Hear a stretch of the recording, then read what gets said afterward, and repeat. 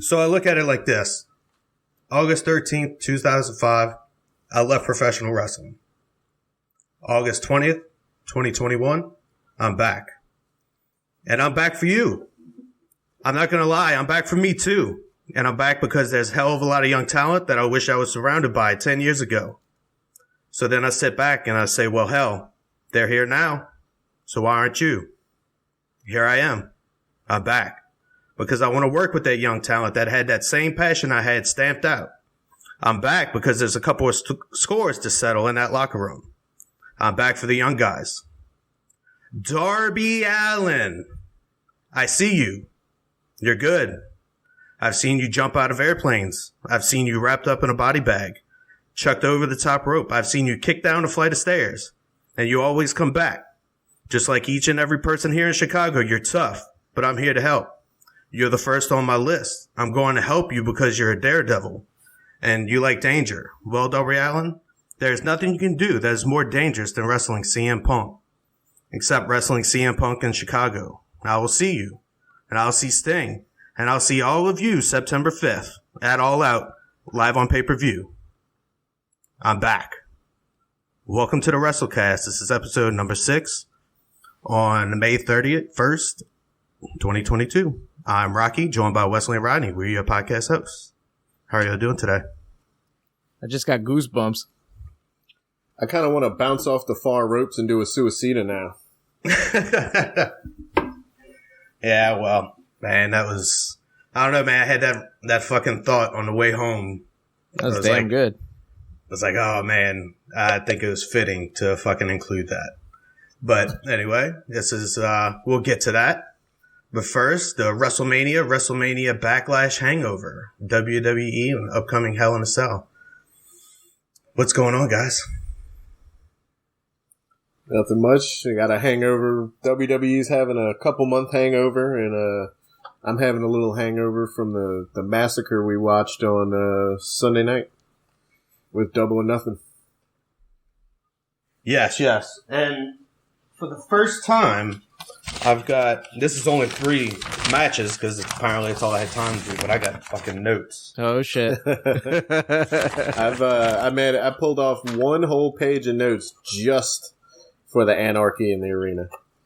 Yeah, that was fucking amazing. And then I had to do side notes when they went back and showed replays because there was so much going on, you couldn't even see it in real time.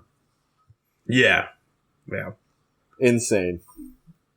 I mean, yeah, I'm sure we'll talk about it more, but that was those replays were vital to me because as soon as Moxley was going to hit Jericho with something, and then right before he hit him, they switched to something else. I was like, man, I hate that. I don't want him to do that. And then here comes the replay. Like, oh, okay, yeah, fuck, I don't need to tell them how to do their shit. They're on top of it. No, they knew what they were doing.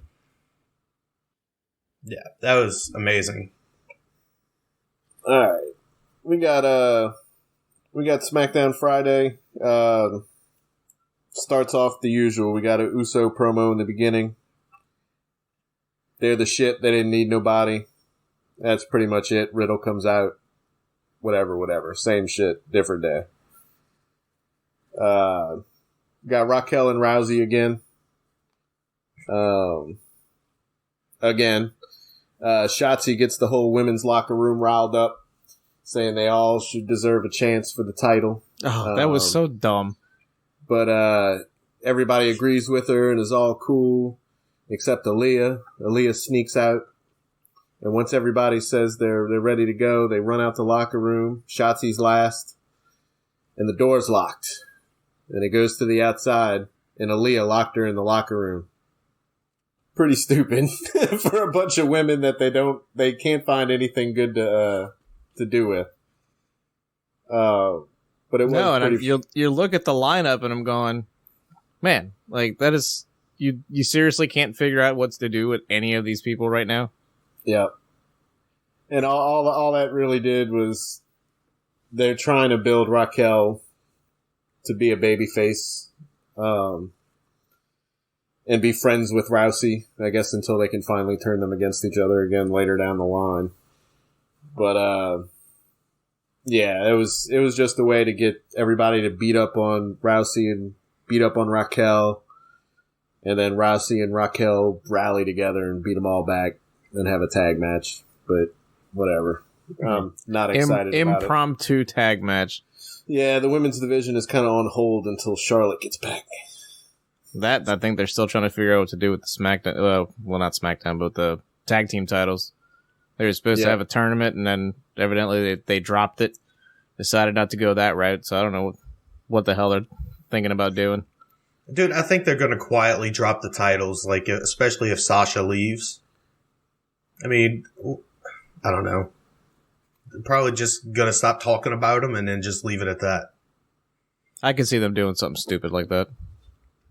But like, so you're saying everybody was like, we all, like everybody on the roster, whoever was there was like, the women were like, we all deserve title shots. So let's go, every one of us, let's go beat up on the champion. Basically, that's what Shotzi was trying to get him to do. So you say, all right, well then, who gets the champion? Like, who gets it? Who gets it? If everybody's going for it, then who gets it? There's only one tag team that deserves the women's tag team championships. And they're not on the roster. That music needs to hit.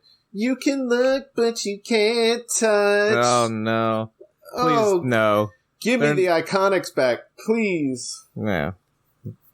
By all means. Keep the Bellas out of this. Oh, no. I'm thinking, the Bellas. No, I said the Iconics. The fucking Bellas. No, get the Bellas. No. Keep them retired. They already went into the Hall of Fame, okay? Oh, man. They earned that spot.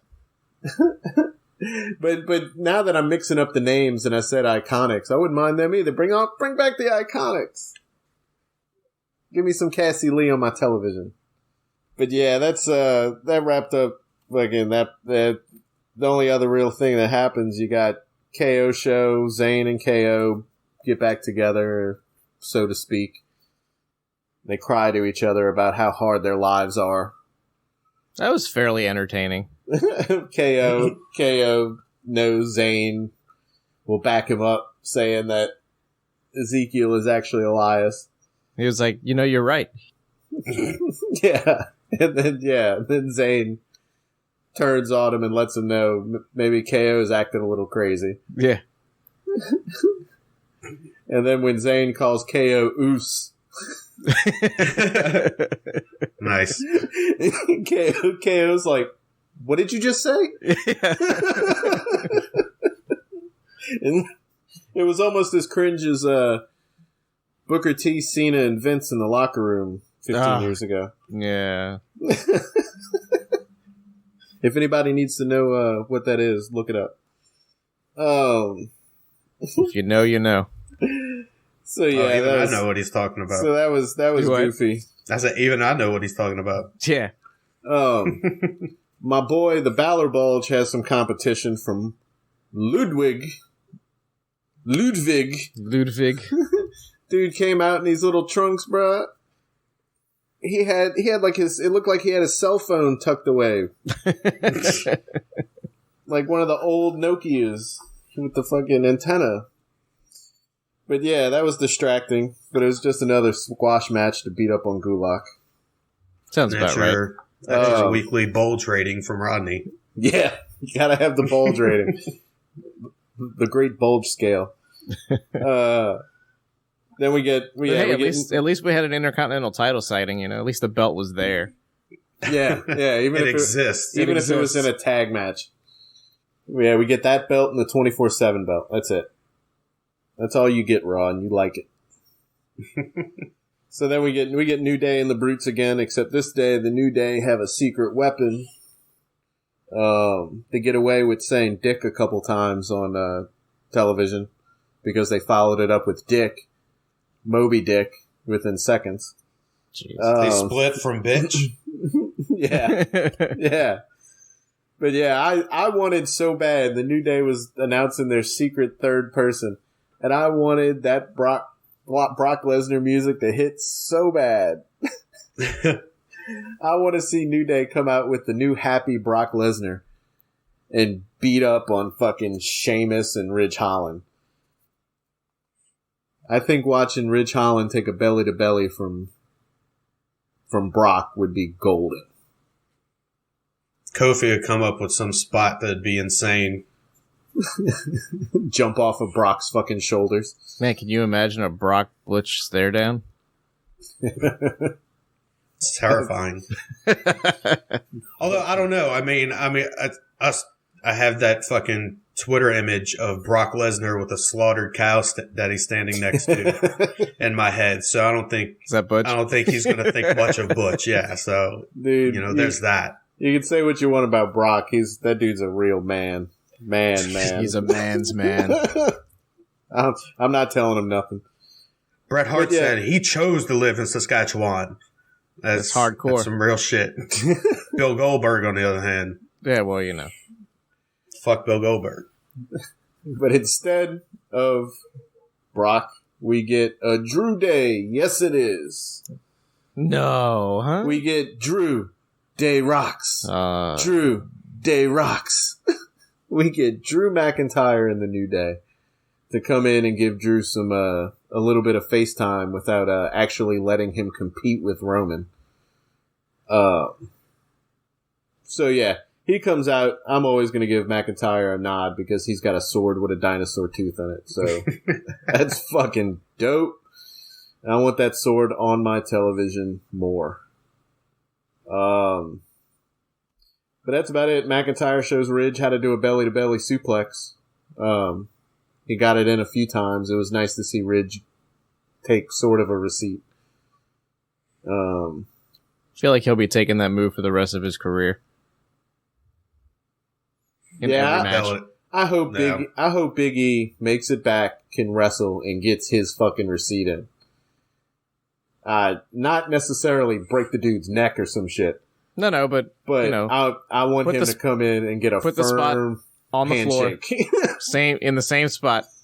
Yeah, move the mat, except do it right, and just make him fucking take the hit. But yeah, that's all that was about. It was nice to see Drew dance to the fucking New Day music. That was pretty funny. They won all that credibility. I kind of like face Drew. I love face Drew because unless they don't put him in a serious competition for the belt, if they don't ever do that, then I'm gonna end up hating it in hindsight. But I like Drew building up the love for the fans. Well, everybody's getting pissed off at Roman in the Bloodline. I think Drew having fun, but then like snapping at the end and whooping the shit out of Roman could be a decent angle they can pull. Did he have any shows as champion with fans? That was going to be my next thing. Drew? I think he was strictly just a pandemic champ, and I think he deserves a run with actual fans in the arena. Definitely. Yeah. Definitely. Yeah, I mean, I agree with that. Fans love him. I liked, so when I started watching WWE again, it was him and Dolph Ziggler, them running around doing their shit. But I mean, I liked what I saw of Drew, and I remember I watched, I think WWE up until that first WrestleMania, pandemic WrestleMania.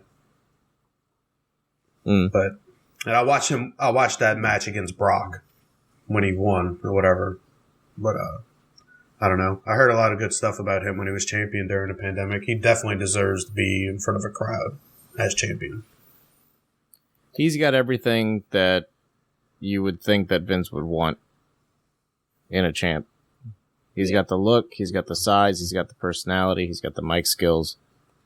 Like, he's got everything that you would want to be the face of, like, your top baby face.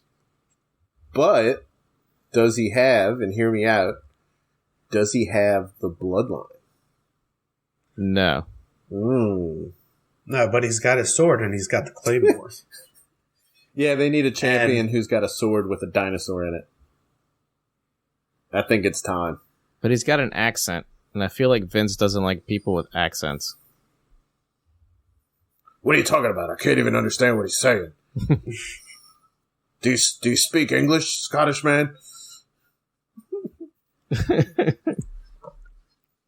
And here you got Andrade cutting promos on a pay-per-view. Jesus. I mean, it was Look, he's trying, man. He's trying. Yeah, man. I know he's been trying to learn and shit. So, I mean, fuck, I'm not throwing any shade his way. And just telling like he's able to cut his own promos. This is me not throwing shade either, but in a way it is, I guess, just by fucking consequence. But to be a fly on the wall in the household of Charlotte and Andrade, I want to hear them have conversations. Sit down and have dinner and talk. I want to hear the two of them talk together. Does she speak Spanish? I'd imagine she has been going out of her way, I think, to learn. So, because in this one thing that Cornette pointed out with it is, what do they talk about? He can't. He. It's like when he's doing his promos, it almost sounds like he can't speak Spanish or English. Yeah, well, I'm not gonna, you know. I mean, I'm sure they talk about normal shit that people in a relationship talk about. I mean, fuck, I don't know. It's just a little more Russell talk at the table. Yeah. Fucking man, by the way, my future father-in-law, Ric Flair, was like da-da-da-da-da. I just took a huge poop, honey. We know what it's like being married. You know, that's the stuff you're talking about. What do you want to do for dinner? Well, I also talk about it's like, oh, my boss sucks. I'm like, yeah, I know, I've been there. Yeah. I hear a lot of that. But yeah, it's Raw last night. It was just build up to Hell in a Cell, so we can just kind of point out a couple of things. You get the Bianca Asuka Becky match, whatever. Just build up for the pay-per-view. More Alpha and KO versus Ezekiel and the Mysterios. Rollins and Cody fight for another Cody promo that makes me want to run through a wall. Yeah, the brawl was fairly well done. Yeah, I'll give him props for that. The same with his promo. The whole thing was decent. And they did finally acknowledge the Cody destroying the throne. And that's what yeah. And that's what I mean by running through the wall is Cody's promos are just like, it make me want to fight. Like, for all the right reasons. Like, right. Yeah. I mean, like, he was cutting some of the best promos, like, during the pandemic, like, at AEW. Like, I mean, I don't know. His initial run with the TNT Championship was fucking, I don't know. He was meant for that big stage. Yeah. We've said it before. It doesn't even matter what the fuck he's saying. Most of what he's saying isn't anything more than anybody else is saying. But just the way he delivers it, it's like, yeah, like I want to get in a fucking jet plane and fight some aliens. Like it feels like Independence Day. Like if Cody Rhodes he does give those kinds of speeches, doesn't he? He does. Cody Rhodes was cutting a promo to me, trying to get me to get a neck tattoo. I'd end up getting a neck tattoo. I mean, you know. Oh, I was like, oh man, and then feel impassioned about it. Yeah. And like fucking let's go. Not only would it be a neck tattoo, it would be the Nightmare logo. Yeah. I'd go get that Nightmare logo tramp stamped on my back. Here, sir. Never mind. I would. He could easily talk me into it. Easily. On national television in front of everybody. But yeah, then we get a Dewdrop in Bliss. Bliss gets another win. Dude, I don't know what happened in that match, but I'm pretty sure Dewdrop did something to piss Bliss off when she bloodied her nose. Oh, yeah. Because at some point, I'm pretty sure Bliss was like, fuck this, and just started throwing potatoes because she was pissed. She has to. She was pissed. Like anything that big girl does, that's even if it's soft, Bliss is 90 pounds. Yeah. Like, come on. She's like almost legally a, what do you call them these days? Tiny person? little person. Yeah, we'll go with that. But yeah, I saw that coming. I was like, oh man, they just have Alexa beating up someone much bigger than her. And Convincingly clean. I was like, she just came back from injury, and this chick's gonna hurt Bliss. And she pretty much did. Sure enough. So, do they seem like they're pushing her in any direction? No. I still have no earthly idea. She comes out, she has a match, and she fucking leaves. Yep. And her little no explanation as to why she was gone. Her little doll sits in the corner, so like a whole quarter of the ring is cut off for the match because they can't have the doll fall off the post. Oh God! So, but then she's not like doing anything, fiend, related in any way. She's just Alexa Bliss. Like she's not doing fiend stuff. She's not doing like Mean Girl, heel stuff. She's just there. Look, we overestimated how many people were going to want the Lily doll, so we're going to need you to keep carrying it out there so we can push that merchandise. That's all that's about. Get out there and beat somebody. But yeah, no, we just released a toy where you're holding the doll, so we need you to use it for another 6 months. Yeah, she's back to dressing like Alexa Bliss usually dresses. But she's not being the goddess. She's got new theme music, but has really done nothing other than just come out and have very clean, convincing wins over just random people. There's no feud with anybody. It's just odd. At the same time, it's making me interested in where they're going with it. So, I guess. Fuck you, Vince, for like fucking marking me like the wrong way on accident. Yeah, I like Alexa Bliss as a heel. I mean, she was the goddess when I started watching again. And was like, I like what she's doing. I think maybe it was like right after like the fucking what's his face with the weird chin and a shark cage. Oh, fucking! We talked about him a few weeks ago. Carmella's dude. I was gonna say Hollingsworth, but I don't know if that's right or not. No, you're mixing up Hornswoggle and James something. Ellsworth. There we go. Hey, we got there. But anyway, yeah, I think I was actually confusing Carmella with Alexa. Yeah, that's what I like. That's when I liked Alexa. Though was 2017, 2018. At any point before they decided to put her with Bray.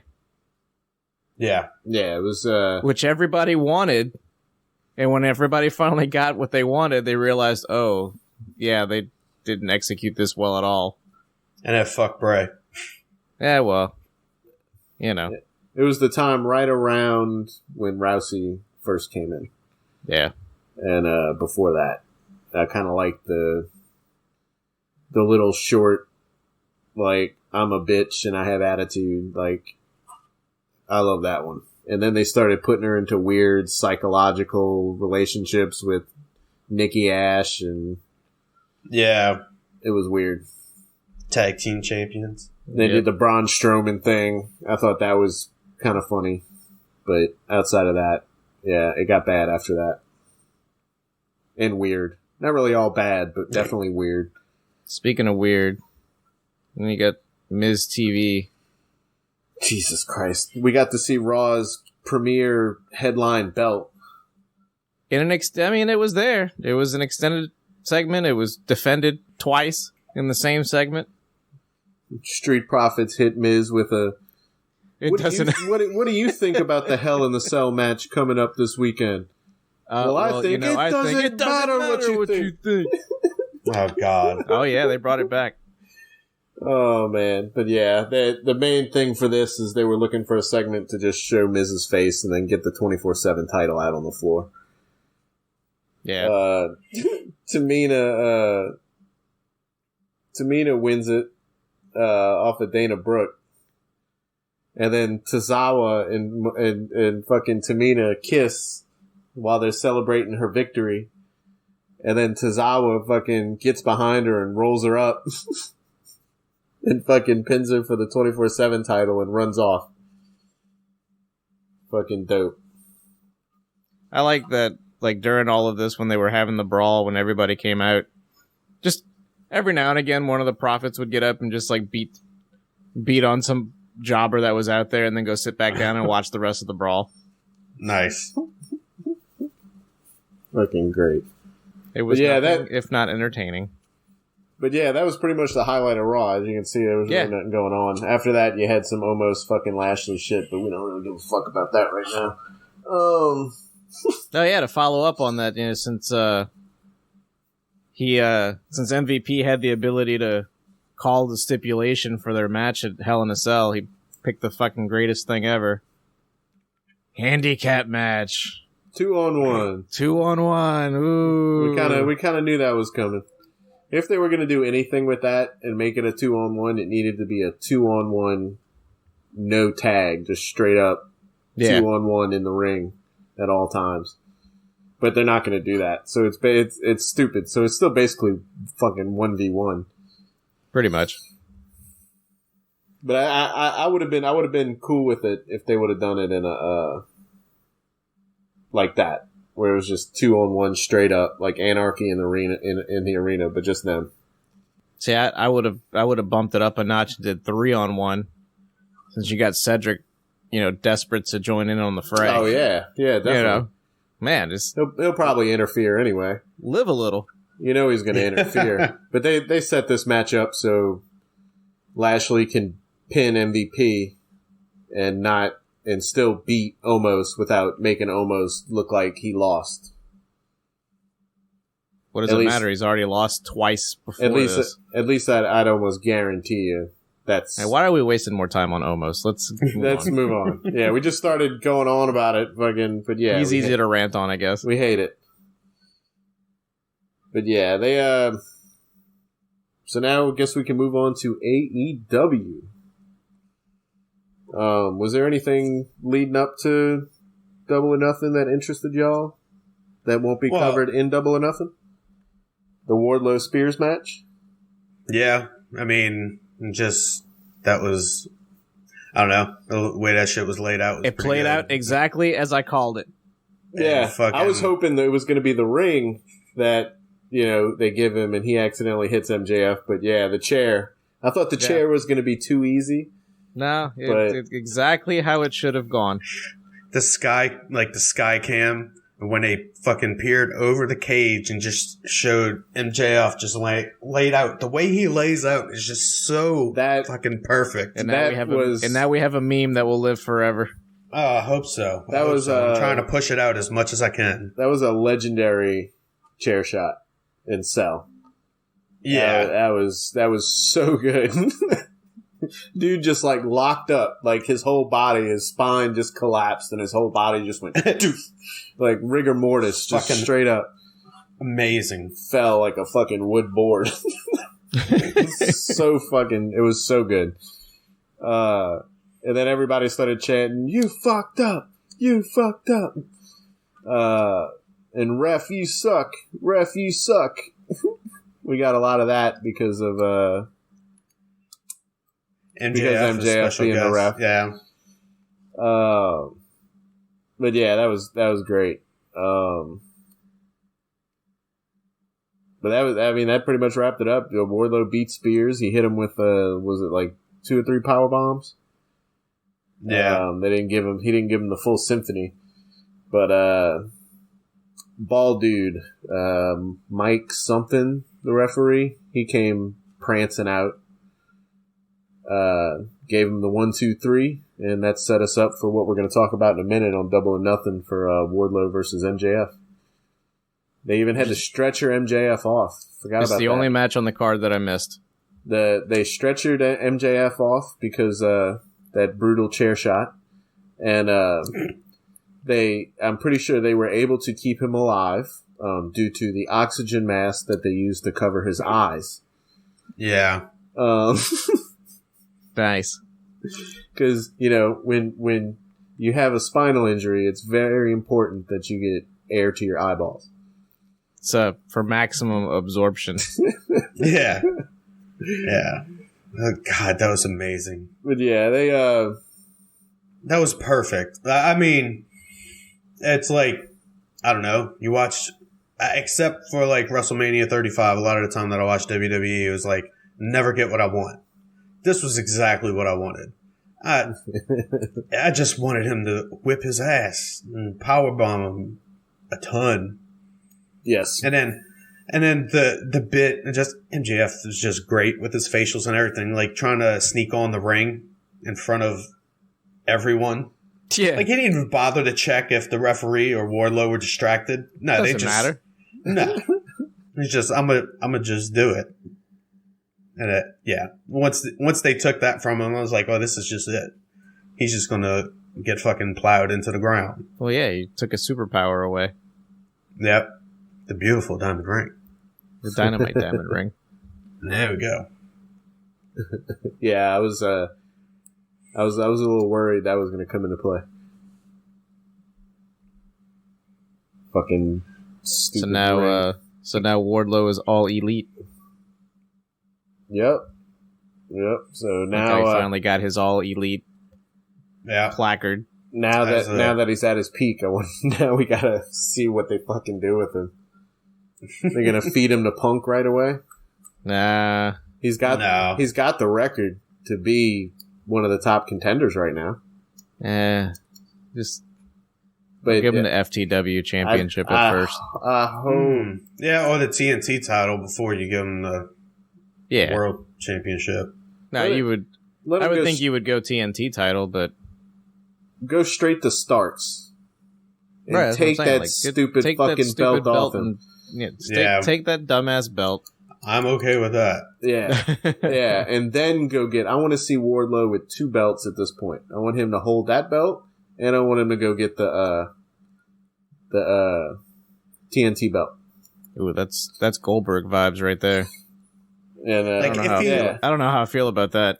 If he loses, the only loss that I want him to have is to the Blackpool Combat Club, and that's because he's fucking joining the Blackpool Combat Club. I have issues with the Blackpool Combat Club, and we're going to get there. But I don't know if he's that kind of violent, so he may not fit. Maybe at this point he will. After Double or Nothing, we're going to get there.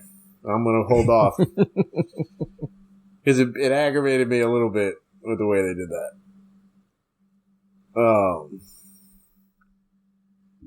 But yeah,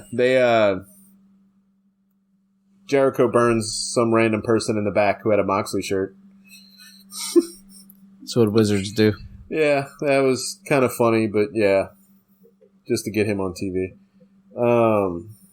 Paige and Punk have a promo. We're going to talk about their championship match. That was a weird promo. It's just, the story from Hangman's perspective was kind of lost on me. I was like, where the hell is all this shit's coming from? But I guess that was the point, because CM Punk seemed confused as well. Yeah. I was like, what the But it was like, all right. It was a weird promo. Yeah, it was. The fucking Punk told him that the road was paved by me. The walls were built with lumber from trees that I chopped down. All of this is because of me. I don't know. But you know, I'm not going to argue with the guy. Punk's another one of those guys that he could talk about anything, dude, and he's going to get me to do it. Those people are scary. He knows how to do a promo. He can talk about anything and get you hype, get you feeling fucking emotion. And that's pretty much what he did here. They just went back and forth saying how important they are. Good stuff. But yeah, I said it was weird on Hangman's part, at least for me. Yeah, I mean, it was Moxley and Kingston versus Private Party, which filler match. Means fucking yeah. Jericho. Guess what happened there? The best part about that is Jericho tells Regal, "Congratulations, Regal, for living another week." Jesus Christ. And then Regal tells Excalibur that he should be an auctioneer. and because of the way he does the the way he just runs down those shows, the ads and the upcoming matches. Man in the Mask. Yeah. Yeah. That was cool. That was funny. But yeah, it was whatever. I saw a fan playing Pokemon Go during this match, so that kind of tells you that kind of tells you where this one was. It was just kind of a little bit of more of the same. Getting ready for Double or Nothing, so I won't hold it against them. Repugnant Vice came out versus FTR. I believe this might have been the end of the Dynamite and the end of the show, main event. They got interrupted at the end by the United Empire. Y'all might be able to fill me in a little bit more about who they are. I'm not really sure who they are, to be honest. I looked them up a little bit. New Japan guys? Yeah, it's I mean, again, my knowledge on New Japan is limited, but yeah, it's a stable out of New Japan, and Will Ospreay is the kind of the leader of it. There's Jeff Cobb, Will Ospreay, Great O'Khan. I think that's who was there with Jeff Cobb. Sounds right. And somebody else, I can't remember who it is, but yeah, it's like United Empire is Will Ospreay's crew. I guess that's just setting up your first little feud for Forbidden Door. Yeah, probably so. Yeah, that makes sense now. But they came in. The match was great. I say great, but pretty flawless. They were having a pretty good match until they came in. Homeboy tried to pick up one of the dudes from Empire. Tried to pick up might have been Dax on his shoulders and do this big stunner thing, and ended up just fucking dropping him. Fucking botched that. And then they try to grab Trent Beretta by the face and do like a choke slam through a table. And homeboy let go of his face like seconds before he had to throw him and didn't have a grip on him. And Beretta was still like playing like he had his face and just kind of threw himself back into the table. Those are the best. So that was a bit awkward, but I mean, you had two guys who've probably never worked with these guys in years, if at all. So, especially FTR. I don't know if FTR has ever worked with them. I don't know. I don't know if FTR has ever worked with the Japanese promotion. Not sure. I wouldn't doubt it. I mean, seems like most of the wrestlers these days do at some point. But I can't recall anything. But that's pretty much all that freaking happened. Yeah, I mean, I had the Owen Hart semifinal matches, but I don't know. Anything specifically y'all care to mention about that? No. I actually don't have I don't have my notes with me from Rampage here. We'll get into the finals matches in a second. Anyway, so I can't recall anything crazy happening on Rampage. No. Chris Statlander versus Ruby Soho. Yeah, it was just tune up and a wrap up of the tournament. Yeah, I would say I would have preferred had Chris Statlander gone, but you know, I was intrigued by, well, not intrigued, that's not the right word, but when she debuted at All Out, right? Yeah. Ruby Soho, I was like, all right, yeah, let's see what she can do. And she just hasn't really done anything that I feel, I don't know, hasn't won me over anyway. Yeah, she hasn't done anything any more fantastic than she was in fucking WWE. And I'm digging Statlander's new gimmick. I mean, we'll talk about it. Well, a Double or Nothing, she popped up. She looked fucking almost as, I don't know. She looks like she could take on Cargill. Yes, exactly. Yeah. That was my exact thought. Like, it's funny too, because what it looked like anyway, it looked like from the perspective of the camera, it looked like Anna Jay is like as tall as Statlander, but she doesn't impose like the same physical size that Statlander or Cargo does. No, not at all. And I was like, man, it's like that. And then, well, we'll get there to Athena, but fuck it. Statlander is an athletic freak of nature. Yeah, dude. And when she popped up during that fucking tag team match or whatever it was, the arcade fucking match with Miro and Chris Sabian, Orange Cassidy, and Chucky T, I think. Yeah. Dude, she popped out of that fucking that machine or whatever it was, and then fucking that was amazing.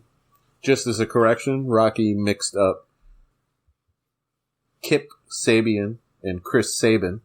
Oh, I thought it said Kip. I thought it said Kip Sabian. My bad. No, it was Kip Sabian. Currently obscure guys that don't really get any love anymore. Chris Sabin and Kip Sabian. Yeah, I don't know why I ever would have mixed that up, because I've seen maybe one Chris Sabin match. Yeah. But we can move on to Double or Nothing, the big event of the weekend. Yeah, so, I mean, Sold Out Arena. They started off with MJF coming out first. Fucking, I don't know. Dude, they MJF didn't know how the guy was going to act. Absolutely trot him out there real quick. Oh, yeah. And, this stuff that's been going on beforehand, before All Out, not sure if he was going to make it on to fucking the Double or Nothing or whatever. Man, I believe there was some legit issue. I believe there is a legit issue of him wanting to be paid more. Other than that, I think a lot of this shit's it's just the work.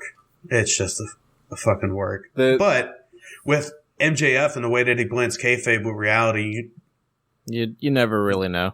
No, just take it and fucking enjoy it for what it is. Old promotions in the 70s, 80s, early 90s that weren't WWE, WCW, they used to do that. The heels would, they'd advertise that a heel is going to come out for a meet and greet and pictures and autographs and not show up. Right. That's an old classic move. Cause you get all, you gain without doing anything. You don't have to pay him to show up. You don't have to set up a spot for him. You just advertise him, put his picture on it, and people are going to show up and be pissed off at him for not showing up. You can come into the press conference after or put in, your Twitter. Oh yeah, MJF just refused to come. And now all of a sudden you have more people that hate him. That's just a heel move. TK said, fuck Eric Bischoff. I'm going to do the Brian Pillman angle, except Pillman isn't going to leave. Yeah. Oh, man. But yeah, that's, well, now, MJF open, but we haven't covered the buy-in. There's a very important match in the buy-in. Dude. And a very important promo. An Eddie Kingston promo. Speaking of people that make you want to run through walls and shit. Now, his straight up makes you want to kill somebody. Kingston. Like commit murder. Shit. I think. Like, nah, I mean, you had to do it. I mean, I see why you did what you did. Now, I think this is actually the promo they showed on Rampage. Okay. And they replayed it in the buy-in, where Kingston was sitting in a chair by himself with a bottle of Jack Daniels. And he was basically like crying. He's like, look at me, Chris. Look at me. I haven't drank in blah, blah, blah, blah, blah. And now you got me drinking, Chris. He's like, I gotta tell you, I'm not scared. I'm not scared of you. I'm scared of myself. I hurt people, Chris. And he's like, and once I go red, it's over, Chris. I'm putting you in the ground. So yeah, dude, I was feeling that. I was like, God damn. I was like, fuck Chris Jericho. Damn, and you say that, man. I watched a clip today of when he was in Impact, I think. And he went to go run LAX and Conan over with a car. And he missed him. He didn't get the car, but he hit the kid that they were with. Fucking LAX pushed Conan out the way. They forgot about the kid, and the kid got hit. God. Nice. That's why he's upset. Fucking, that's what, again, fucking Eddie Kingston just, dude. God, man. I hurt people, Chris. Imagine when he beats fucking CM Punk for the title. Oh, man. Nah. Don't y'all shit on my wish. Won't happen. It's gonna be Miro. I definitely don't. I mean, want I'd be that. okay with that. I mean, that's fine. Bring me back Rusev Day. Miro Day just doesn't have the same fucking ring. Not even close. God damn it, man. I miss it. It's the only thing I liked about WWE was New Day and Rusev Day. It was my two favorite days of the week, and they ruined it. Do you think his hot wife is ever gonna come in with him to AEW? Lana, the Instagram model? CJ Perry? Dude, she's too busy making fucking Instagram pictures. I follow her on Instagram, and it's like half of my feed. Sounds about right. Her and Cassie Lee. Cassie Lee's chilled out. But, yeah.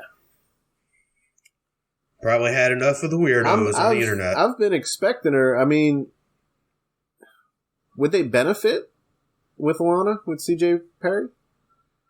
I wouldn't think.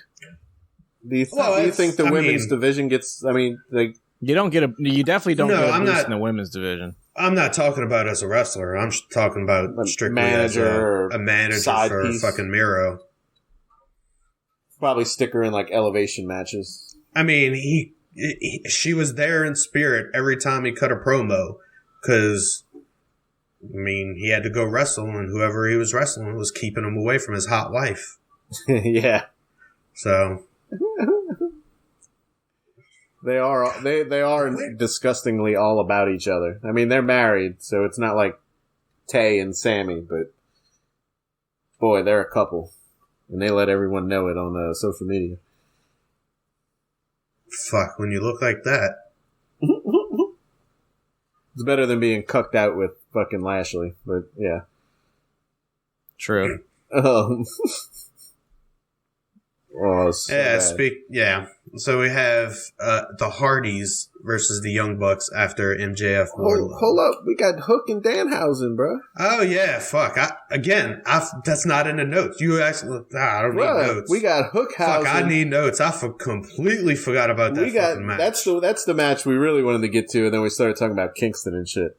But I'm a little upset in the buy-in. Like that should have been like main card. That should have been the main fucking event.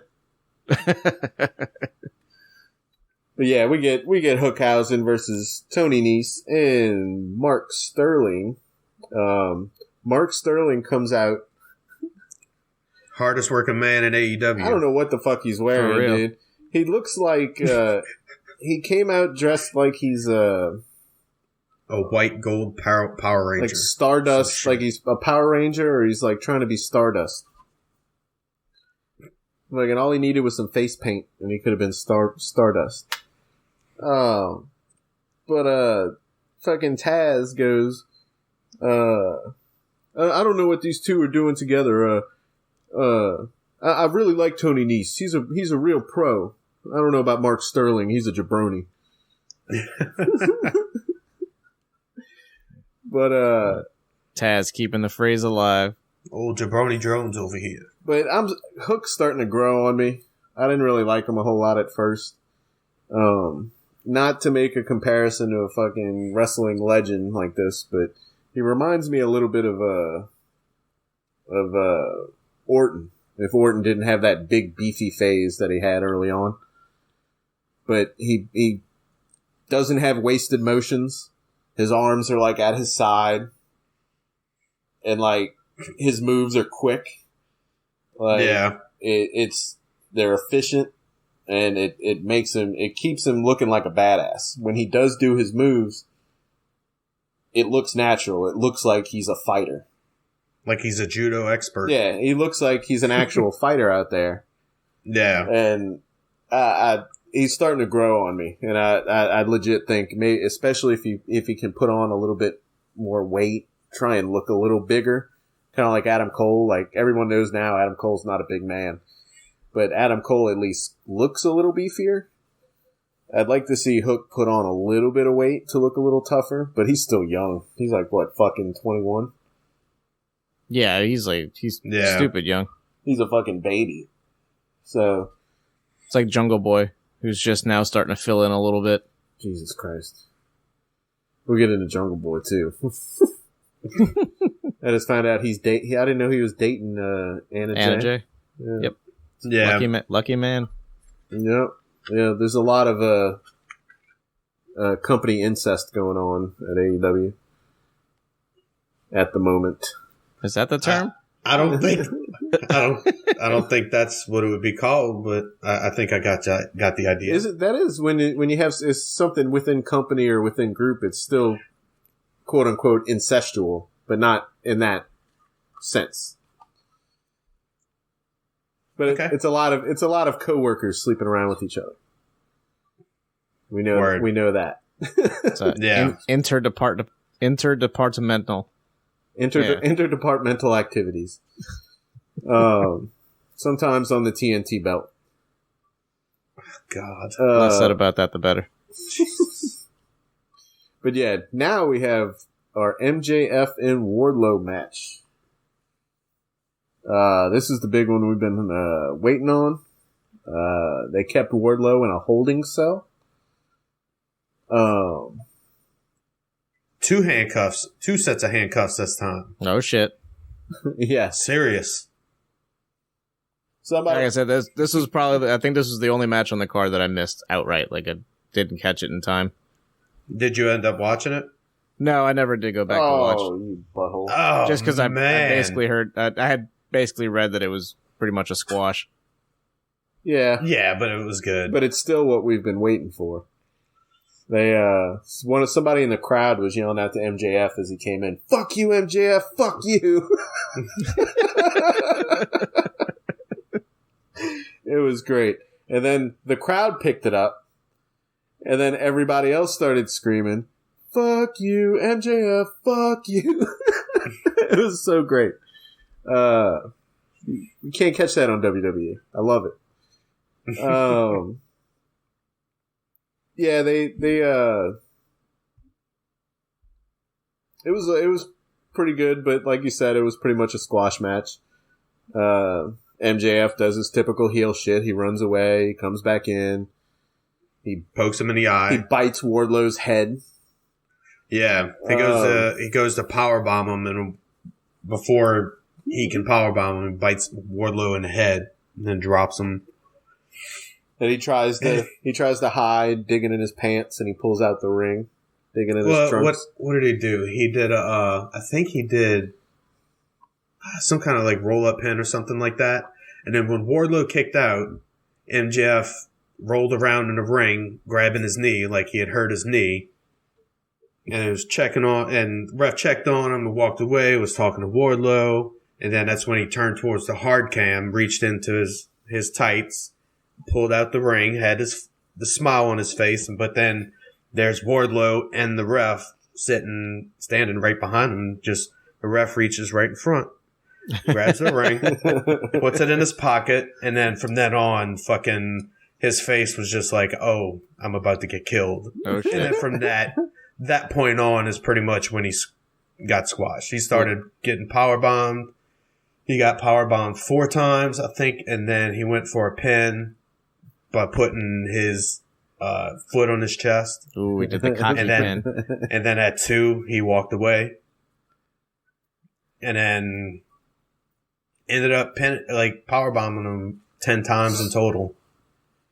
Those first 2 sells by MJF were fucking amazing. He fucking limped out on the second one. It was just, it was amazing. Yeah, it was. It's off to go back and catch it. It was a lot of good stuff. He, like we said last match, he was in. He does a lot of good selling. He's so good at it. This match is actually, I confused with the other one. This is the one MJF gets stretchered. Yeah. I said MJF got stretchered from the chair shot. No, he got stretchered from the power bombs. And I don't know who he is, but y'all familiar with Pat Buck? No. No. Okay. Apparently he was a backstage producer or something like that at WWE. He was at ringside during all of this time, like when MJF was getting stretchered. And apparently he escorted MJF out the building. Not escorted, but oh yeah, they left MJF at the same time. Exited the building at the same time together. Yeah. It's just interesting detail if you knew who Pat Buck is, but I don't, and doesn't seem like y'all do either, so doesn't matter. Just interesting detail. Fucking the fucking gas mask, the oxygen mask over his eyes. Absurd. Fucking absurd. They couldn't even hold it over his face. They were like, they tried to get it around his head, and instead of just holding it over his nose and mouth, they were like still trying to strap it and just like held it over his eyes. And again, like fucking Moxley's supposed fucking illegal win against MJF, like that he was screwed out of because he did the paradigm shift when he wasn't supposed to. And this fucking gas mask thing this oxygen mask thing is going to be another thing that MJF fucking uses in the future as a thing against AEW. I don't know. It's going to be fucking amazing. Oh, he's always playing an angle. He's great at it.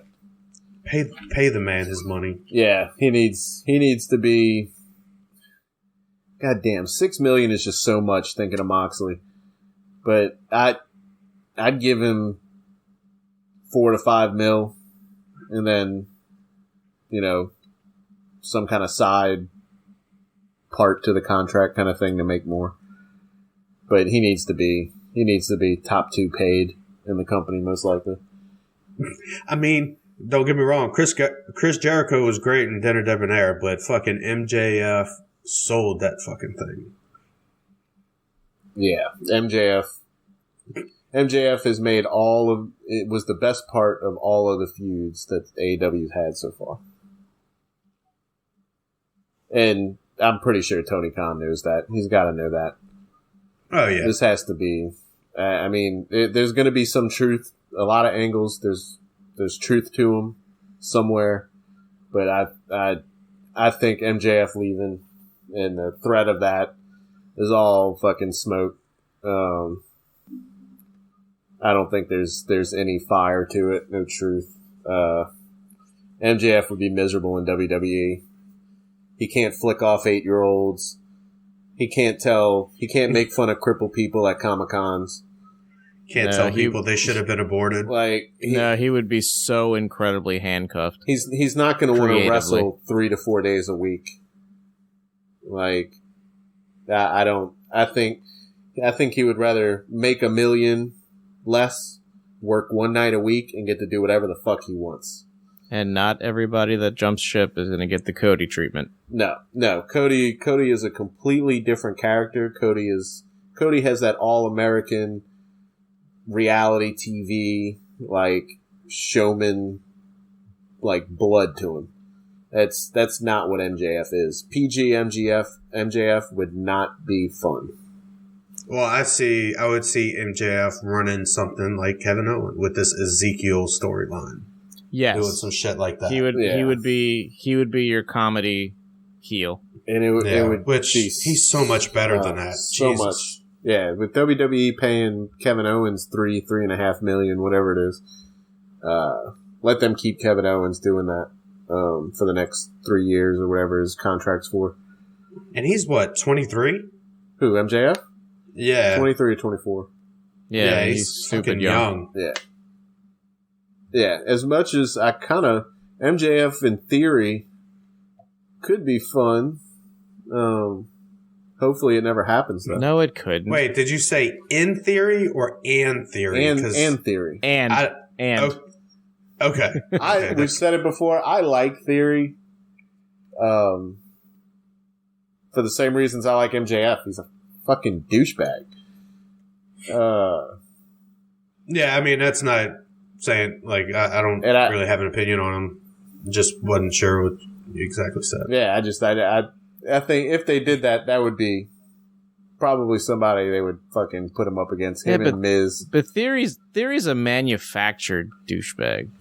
Yeah. Like, it's obvious. But even if MJF was over there, MJF would turn into a manufactured douchebag because he would have to go off, their PG script. So, I don't know. Theory could probably be better if he wasn't with WWE.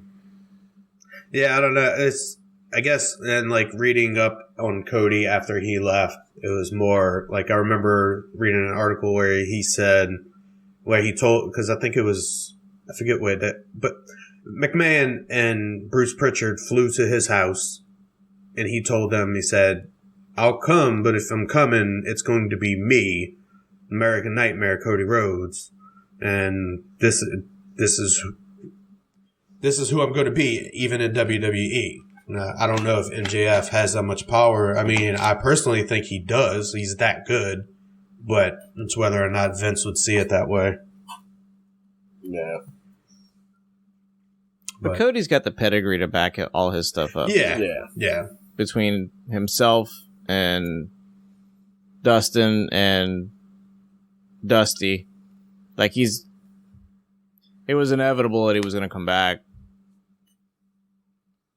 And I could see just because of how deeply ingrained the family is to the legacy of WWE. Like, I could see them totally going, yeah, sure, we'll give you whatever you want. Yeah. Yeah, I can see that. But still, fuck Cody. But yeah, that was a fun match, finally getting to see that payoff. Even though, like I said, I would have liked to have seen a Game of Thrones Mountain versus the Viper thing go. I wanted to see while MJF was just getting pounded, Wardlow was giving him the cocky 2 count, step on his chest. Fucking whatever, he does something, trips him or something or another and catches him while he's being cocky. Gets the cheap fucking victory. And then Wardlow has to go dominate Ring of Honor for a couple months before they find some loophole. Have him beat Samoa Joe and then let Samoa Joe come up to AEW instead of Ring of Honor. Dude, this storyline's been going for like 3 years at this point. Yeah, if you include all the little hints they've dropped over the fucking years and shit, I can see it just being kind of time.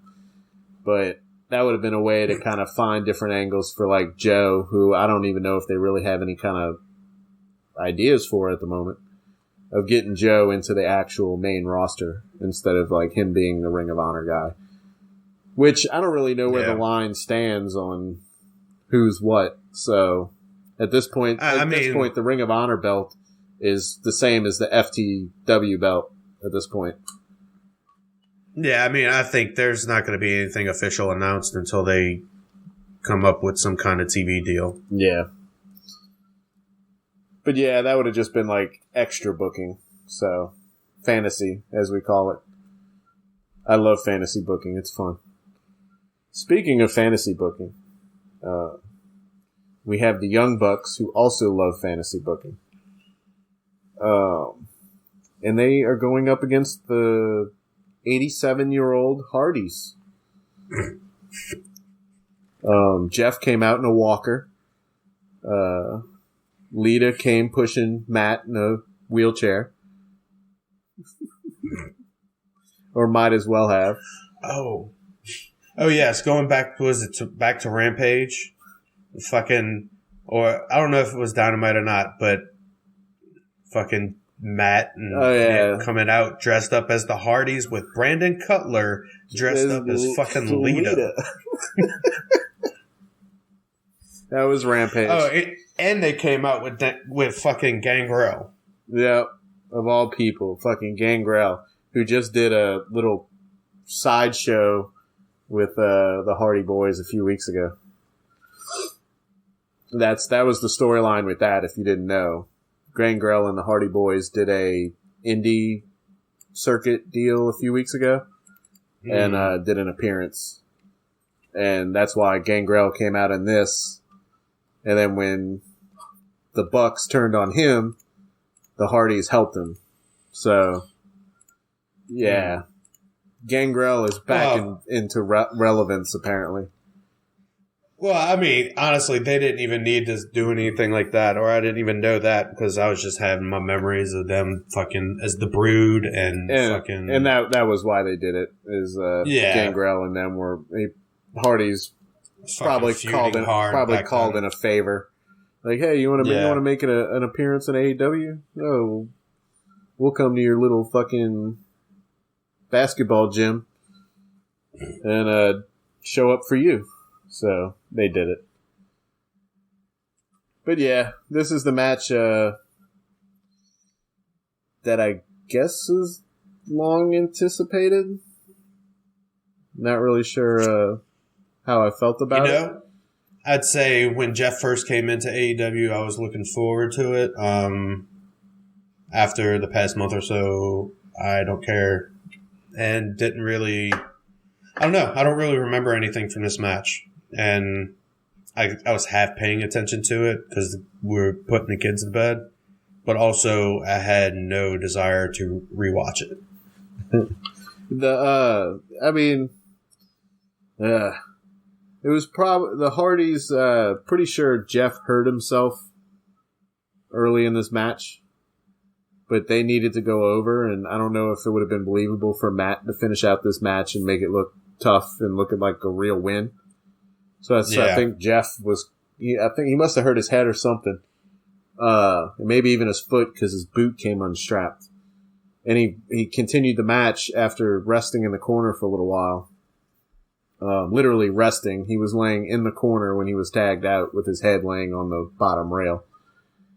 And he ended up coming back. He looked a little sloppy, but you know the Hardys. No telling how many times they've had concussions and shit and then continue to match. Yeah. But I think they knew the importance of it, and they knew that they needed to win, and this match wasn't going to look any better if they did it again the next pay-per-view. So... I'm pretty sure he muscled through that, which was kind of hard to see because he took a lot of bumps after that too. Well, I don't know. He's. I think there was a match announced with them on Dynamite, but he's been taken out of it. Yeah, it's been him and Adam Cole. I think were taken out. Yeah, they had they plugged Matt in. I think on Rampage with somebody.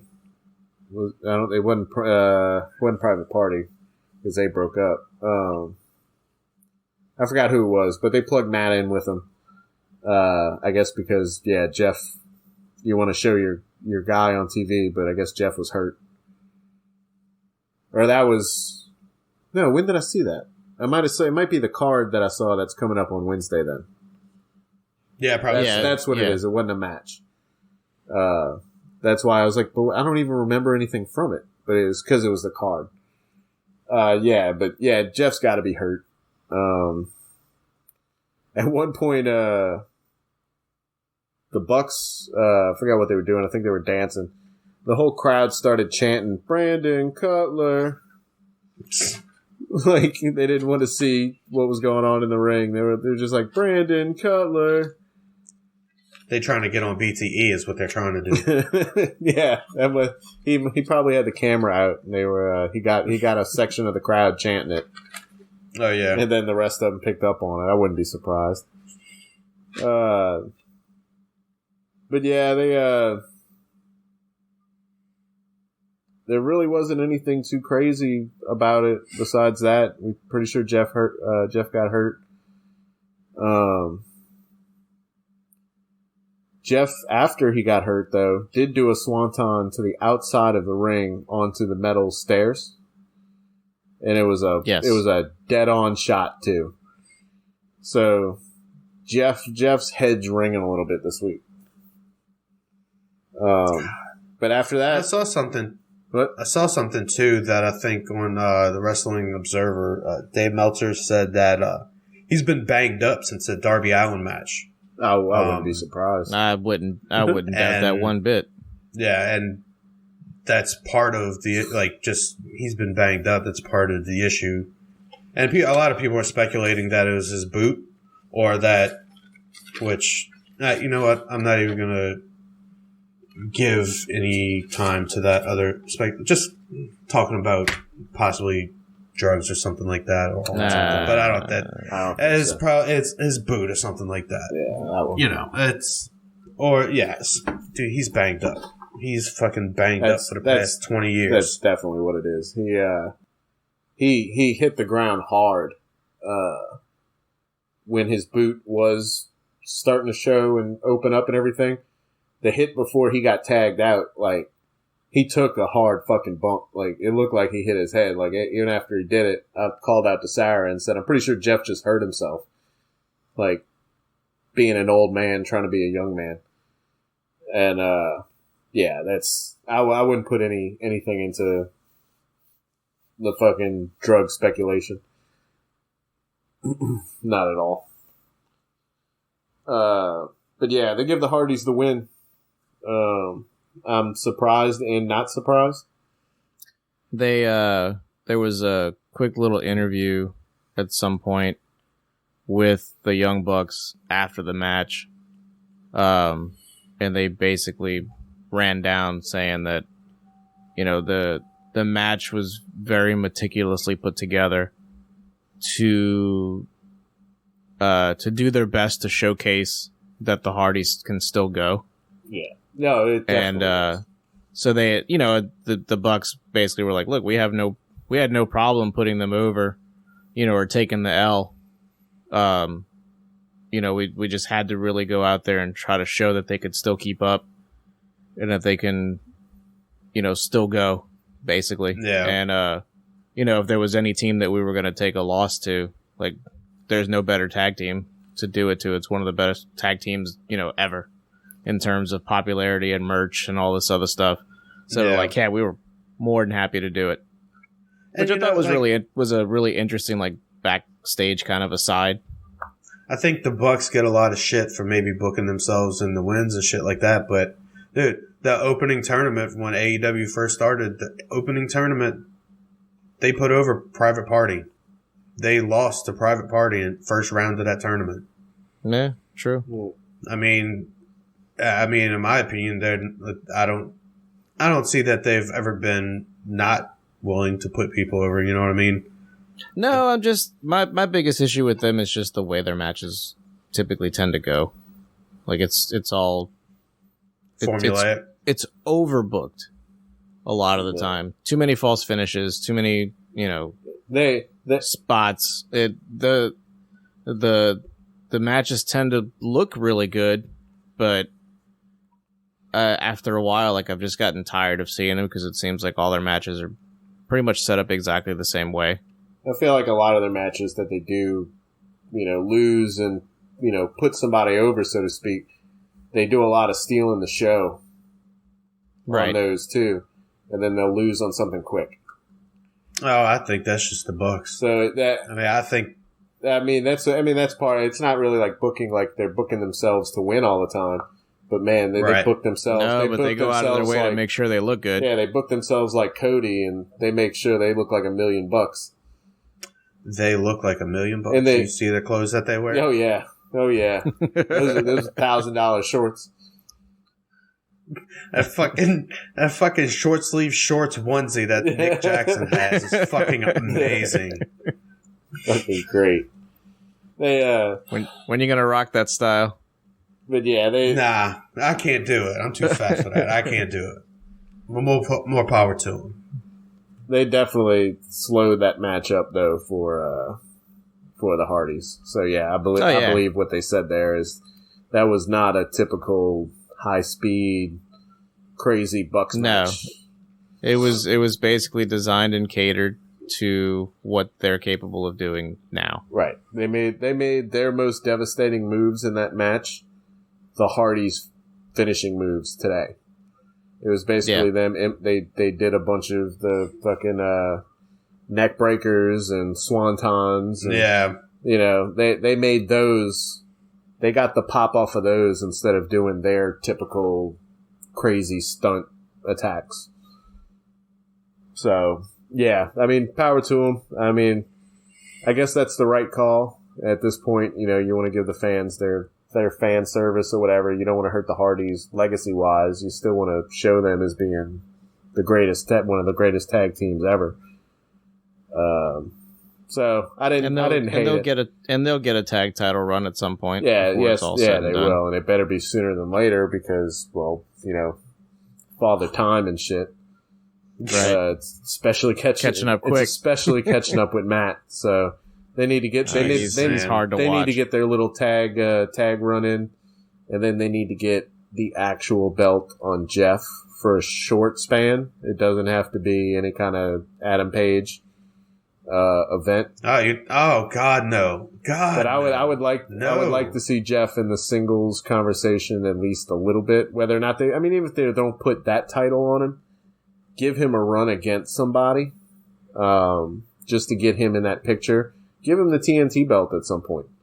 But I'd like to see them give Jeff a singles run just as like a farewell. And I'm sure Tony probably already. I'm sure he's got he's got that 3-year plan. So that's, year 2. Tony's literally a little fucking kid in a candy store. So, dude, with all the money in the world. So he's probably got that planned. He's had these storylines and feuds, written since he was a kid. Yeah, even the Ring of Honor belt. I mean, they're gonna give him the whole fucking circuit. What do they call it? The Grand Slam in WWE. Yeah, They're gonna give him the Grand Slam in AEW before he leaves. That's book it, Tony. I already know it. He's going back in his fucking old E-Fed notes, pulling out shit like, "Yep, this is what we're doing. Yeah, I'm finally getting to this. Here it is." I don't know. That seems like a Tony move to me. Yeah. Where's that old fanfic website I had that I posted this on? Fantasy Booker with infinite money. Is my Angel Fire or GeoCities website up still? Fucking Jesus! Back in the day, watch some old tapes and get some ideas. But yeah, that wrapped that up. What do we have next? House of Black, Jade Cargill and Anna Jay for the TBS Women's title. So, I have some notes for this. Yeah. So I'm gonna run this down as per my notes real quick, and they're terrible notes, so it's just to get that out of the way. It's okay. She came out to Cody Vader, which now is called the Money Lift. Sure. Yeah, I don't know. So it's dude, and I had some expectations from this match, not high expectations, but I mean their first match that they had together was pretty good, and I don't know, pretty well talked about. Yeah, my only real thought to this whole thing was it was incredibly sloppy. Yes, there was no build to it, and it was sloppy. There was a Queen Slayer to some kind of I don't know exactly what kind of slam it was, but it was a counter to the Queen Slayer. Yeah, that was fucking botched, and then it was hard for me to tell who was botching what. I couldn't tell who was off time. If it was Anna Jay or if it was Jade or if it was both, or who was trying to call the spots. But yeah, that was messed up. They ended up having to redo the fall away slam spot for Cargill because I think they screwed that up the first time. Was that the Queen Slayer into the that might have been slam? Okay, yeah, that might have been. That might have been it. Yeah, yeah, because immediately after the botch, they Anna Jay got right back up and ran the ropes again. Yeah. Then they had a top rope neck breaker botch. Yeah, the blockbuster. And the fucking camera was weird, but it kind of covered up the botch, but it looked like she wouldn't even grab her head. Yeah, she didn't have a good grip, or she let go too soon, or something. Yeah, I don't know. Yeah, if I had to believe somebody wasn't on the right page in this and was responsible for the botches, I would probably have to say Jade. As much as we like her and everything, how many spots do you really think Jade is involved in over the years? I was say if that's the case, then if they gave her not the freedom, but if they gave her the the reins to call the spots, then yeah. Whereas Anna Jay I wouldn't be doing that anytime soon. Yeah, but Anna Jay's almost she's just about as green. She doesn't have a whole lot of experience either. So no, I mean she doesn't. I mean her and Tay Conti had that feud with who the fuck was it? Was it with Cargill? No, it was fucking the Bunny and Penelope. Bunny and Penelope that they kept with my favorite tag match back and forth. The 2v2 fucking that junkyard hardcore match was that freaking match was incredible. But like, I mean, she's had good matches, and that first match against Cargill was pretty good. Yeah, this one wasn't competitive at all. No, and like fucking Jade had some sloppy ass European uppercuts in the corner that looked like were ineffective. Didn't look like anything. This match had the feel of let's say the first one going in, Anna Jay knew she was going to lose or whatever, but it had the expectation of this is how she's going to get booked in a competitive way against the top talent. And this one felt like they told him, like, hey, we're going to give you a rematch with Jade, but this isn't really headed anywhere. We just need to get her on TV. Right. We need to get her on the pay-per-view. We need Anna, somebody to fill a spot for, Anna Jay didn't feel like she had that You're spirit. not the credible... Yeah. It just... Yeah. And then they have all... Jade... Oh, sorry. No, go ahead. No, I didn't know if you were moving on. I was going to say they had all these fucking interruptions. Oh, yeah. That Jade fucking pump kicked Anna Jay, which, man, I love that move. That fucking... Yeah. She always seems like she sends them flying when she does that. Yeah. And then fucking Mark Sterling comes out with crutches and a neck brace, tries to slide his crutch under the bottom rope to Jade. But the ref is distracted by Sterling, and Jay picks it up and then hits Jade with the crutch, I believe. And then fucking John Silver comes out, does a brain buster. Wait. The fucking Mark Sterling. Wait. John Silver comes out, and on commentary they go, the meat man cometh. Yeah. Oh, Johnny Hungy, the meat man. Comes out and brain buster. Tell you what, Sterling. that was a textbook brain buster, though. Jesus, man. That thing looks sweet. I love his intensity. That was amazing. I love his intensity. And I think there was another one during the fucking House of Black match that was just fucking... No, it was Anarchy in the arena. Anyway, we'll get there. Anyway, fucking... Oh, we will. Yeah. They had the fucking... So the match ends with Anna Jay getting distracted by Stokely Hathaway as he comes out. Like, they're both on the top turnbuckle, yet she's like, "Oh, my attention needs to be diverted to this guy." Oh yeah, that was bad. Like what the fuck? Like, oh, but I somehow got to make it look like I'm getting in position. Yeah, it was like it was like setting up for the finish, but also setting up the distraction where you really could have done without that. Just set up the spot and call it, because it was complicated enough to get in position to begin with. So yeah, all that wasn't necessary. A lot of it. You're going to be on the top rope and act like you're distracted enough to not notice someone sneaking behind you on the fucking turnbuckle that you're on. Like, what? Anyway, that was just. It was just a dumb bad finish. Yeah, it was a dumb finish. The whole match had too much going on. Yeah, I had some medium expectations for this, and it didn't even meet that. Yeah, but it's only because I like both Anna Jay and Cargill, and just wanted the match to be better. Yeah, that's okay though, because we finally got our Athena debut, which I've been clamoring for quite some time. Yeah, fucking Statlander comes out it's Jade, then the baddies get involved, and then fucking Statlander comes out to help Anna Jay, and then Athena comes out, and man, Athena just, I don't know, I'm excited to see where this goes with her. For those of you who are not familiar with Athena, it is Ember Moon, formerly of WWE. She has run the independent circuit, and she has arrived at AEW. I love that girl.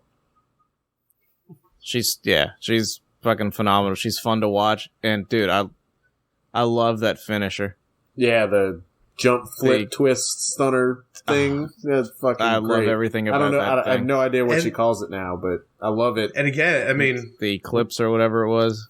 We're looking at. I don't know what it's gonna be called now, but it looks like, I mean, we're gonna have a feud between these 6 people. You know, Anna Jay, Athena, Statlander, and Cargill and the baddies.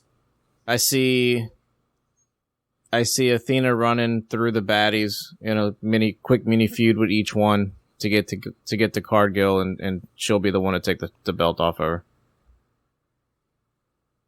I think she'll be the one to call it to take the belt off her and give her first loss. I'd be okay with that. I just don't know what you do with Cargill after. But then again, I'm not TK. Push her for the big belt. Making the books. You push her for the women's belt. Yeah. There you go. Yeah, I mean, she's getting better. She's good enough on the mic and all. She could be a heel contender for the belt. And then if they bring in the women's tag belts at any time, the baddies can win it, and you have your own little bloodline. Shivani really needs to cut his shit. Dude, I love that. I love that. It's completely out of context, and she'll just stop and, hey, Tony, cut this shit. Like, what? Yeah, poor Tony, man. Between that, he gets shit on that and Britt Baker so much. Like when Britt Baker used to bring him like a Starbucks cup at the beginning of every interview, fucking gold. Oh man, when he gets fired up, like especially with fucking against, like talking about MJF or fucking somebody else that he absolutely hates. I love it. He gets so mad. Yeah, it's fucking great. Officer that Barbarian. sack of shit, MJF. There he is. It's well deserved. Yeah, he's all He like tries to sound professional and proper and like take all the heat like all the time, and then all of a sudden, he'll bust out with like, "Oh, this sack of shit." Beat his ass. It's like, goddamn, Tony.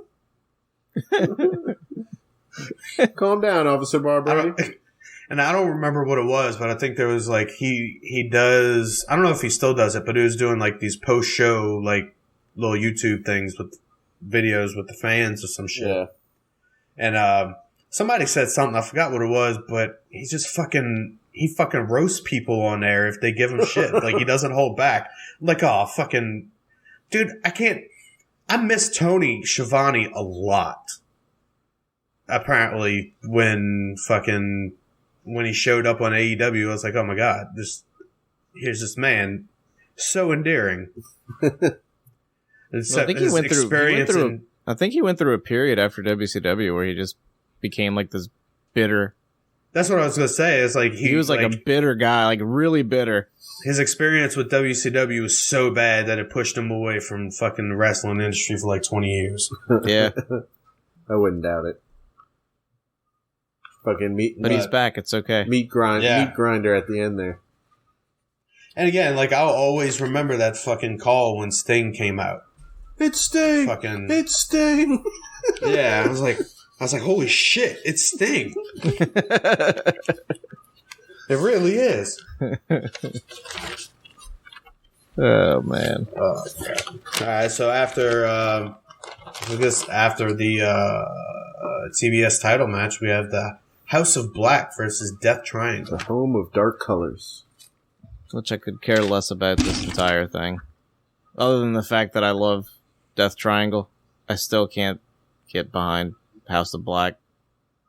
I mean, yeah, everything outside of the actual matches, I don't care about. But man, Buddy Matthews is awesome. He's not a part of the house. He needs more tats. But like, he's awesome, and fucking Pac with that Poison Rana made me think of you, Wesley. Poison Ranas. But just make me cringe, man. They're rough. I don't know. Fucking, oh dude, Brody fucking King, like Phoenix was on the top rope, and I think he went to go jump off the top rope towards Brody King, and he just punched him out the air. Just fucking whopped him while he was in the air, and just Jesus. How you like that senton he tried doing through the ropes and damn near killed himself? Yeah. Dude, that's gotta fucking hurt afterwards, man. The next morning, because that's not a small man coming. I was like, oh, look, oh shit, that hurts. Man. Sorry, later on, Keith Lee showed him how to do it. That am I recalling wrong? This is the one where they held your boy up on the outside of the ring, and Phoenix jumped to do a fucking stomp on him and missed him completely. Yeah, and like just went straight to the ground. His feet never touched him, but they had to drop the guy like he just put his feet through him.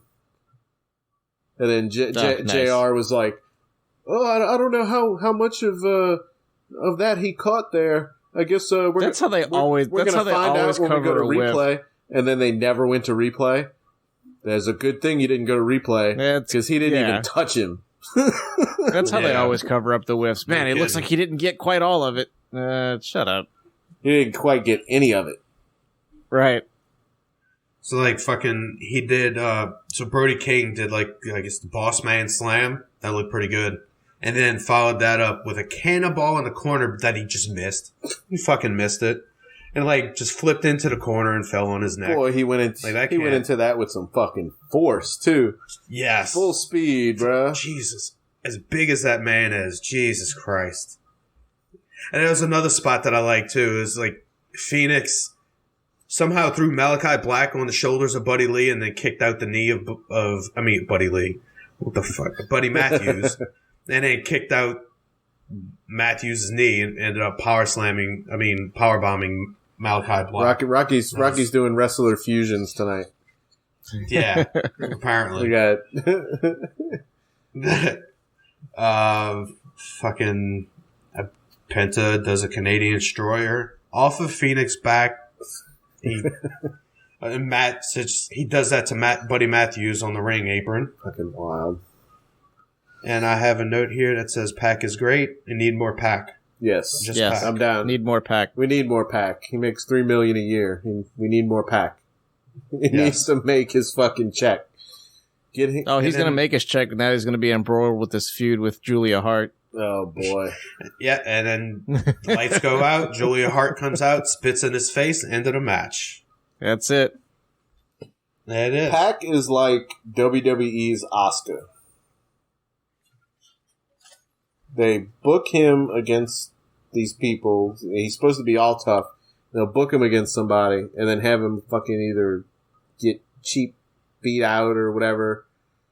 And then nothing ever comes of Pac after that. Pac. I think that's usually because travel issues. Because like he doesn't live here. Oh, he travels. He doesn't live in the U.S.? No, he travels from across the pond. Gotcha. So no wonder he makes $3 million a year. Tony's paying his fucking travel expenses. And then he comes on. He'll come in and then disappear for a while. Yes, I mean you can't really book him in anything long term. Right. So is he making? And honestly, as I know, the bastard Pac didn't seem like anybody that would want to work with anybody. But I mean, I think Phoenix is great, and I like Penta enough that I like seeing them team together. So just fucking Penta's executioner gear. I don't know. Reminds me of someone from fucking Bloodborne, minus 200 pounds.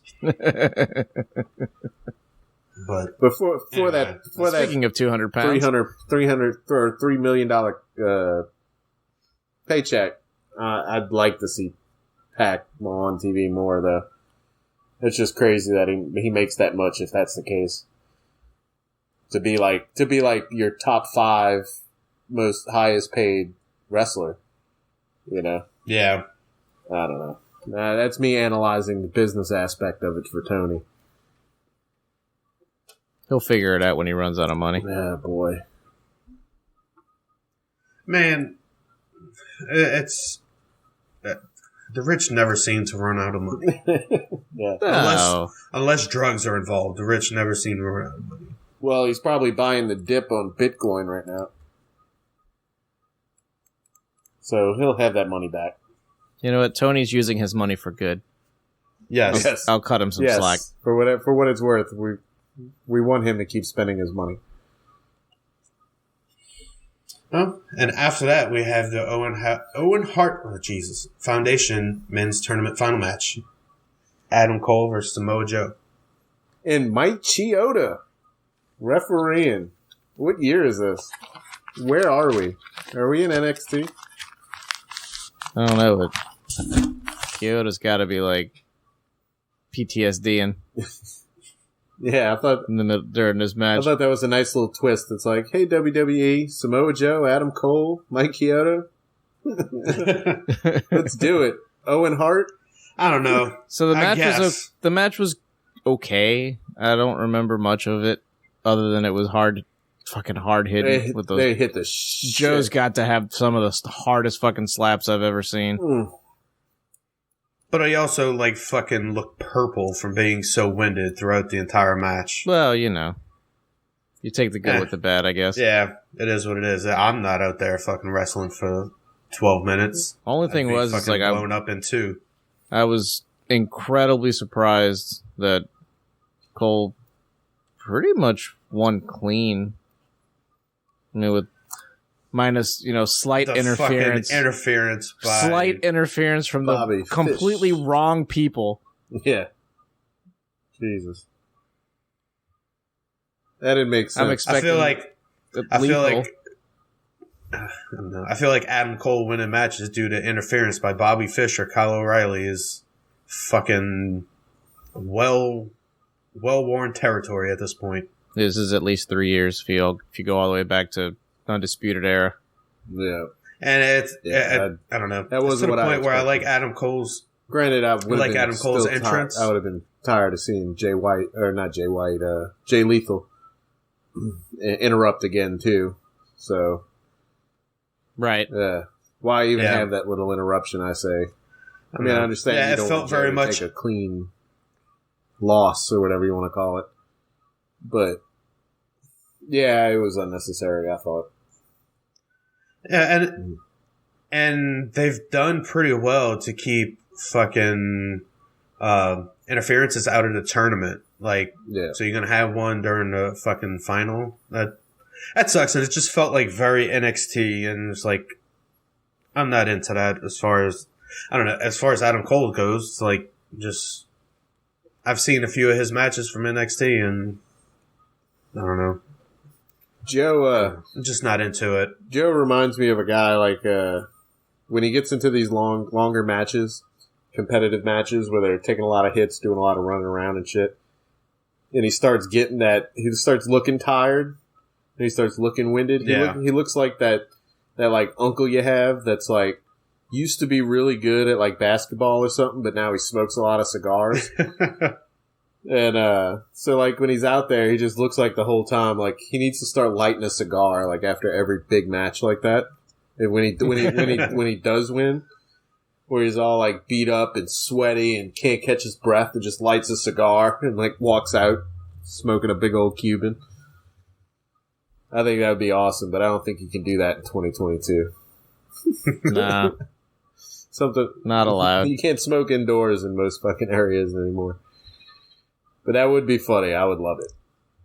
But outside of that, Cole wins. I don't know. That's all I really got on it. It wasn't which basically told you the winner of the next match. God damn it! It basically just called it. Even though Ruby gets the whole band of Rancid out there for her introduction. Yeah, and Britt gets Rich Ward from Fozzy. Yeah. I mean, that dude was ripping it. I mean, he was. Yeah, I would hope so for as much freaking camera time as he got during that intro. He got a ton. I don't know. Yeah, this was weird. I mean, I get fucking Britt Baker coming out with all that pomp and circumstance and all that shit, but again, I don't know. I guess I don't have any stock in Ruby Soho. I'm not really invested in her, so I'm not either. I mean, I really wasn't invested in her when she was in WWE. No, she was just a fucking job squad at that point. Yeah, I was into her in WWE as far as them having an established women's squad, Riot Squad, but a team. Just because WWE doesn't really care about keeping women's tag teams and shit together. Even men's outside of New Day. But even then, out of the three, I mean, I was always more into Sarah Logan and Liv Morgan. Yeah. Yeah. Like, Ruby was just kind of okay, but I never got emotionally invested in anything that she did. I like the character of her with that squad more than anything. Just because it was the Misfits or whatever the fuck you want to call them, basically. Yeah. But then, she comes in with all this, pop and circumstance when she debuted for AEW, and she, cuts this promo about, not having opportunities and all this other stuff, and it's like... Well, she cut that same promo, I think. No, it's just something similar, fucking before, heading into this match. Yeah. Yeah, and you've... I don't know. I guess she's just been booked very poorly, altogether. Obviously, I know some of that stuff's not in her control, but you haven't done anything. You haven't won any big feuds. You haven't. I don't know. And I think she's had some of her matches haven't exactly been necessarily clean as far as some of the work has been sloppy on her end. So I mean, and for me personally, I can give anybody. I think I'm generally optimistic with people, especially when they come into AEW, because maybe I didn't see them before. I'm curious to see what they have. I was optimistic about her to see, because I don't know, because they brought her in a big debut on the night that they also debuted fucking Danielson and Adam Cole. And I was like, I'll go with it. I'll see what she's like. And just since then, hasn't been anything. I feel like she's gotten a push.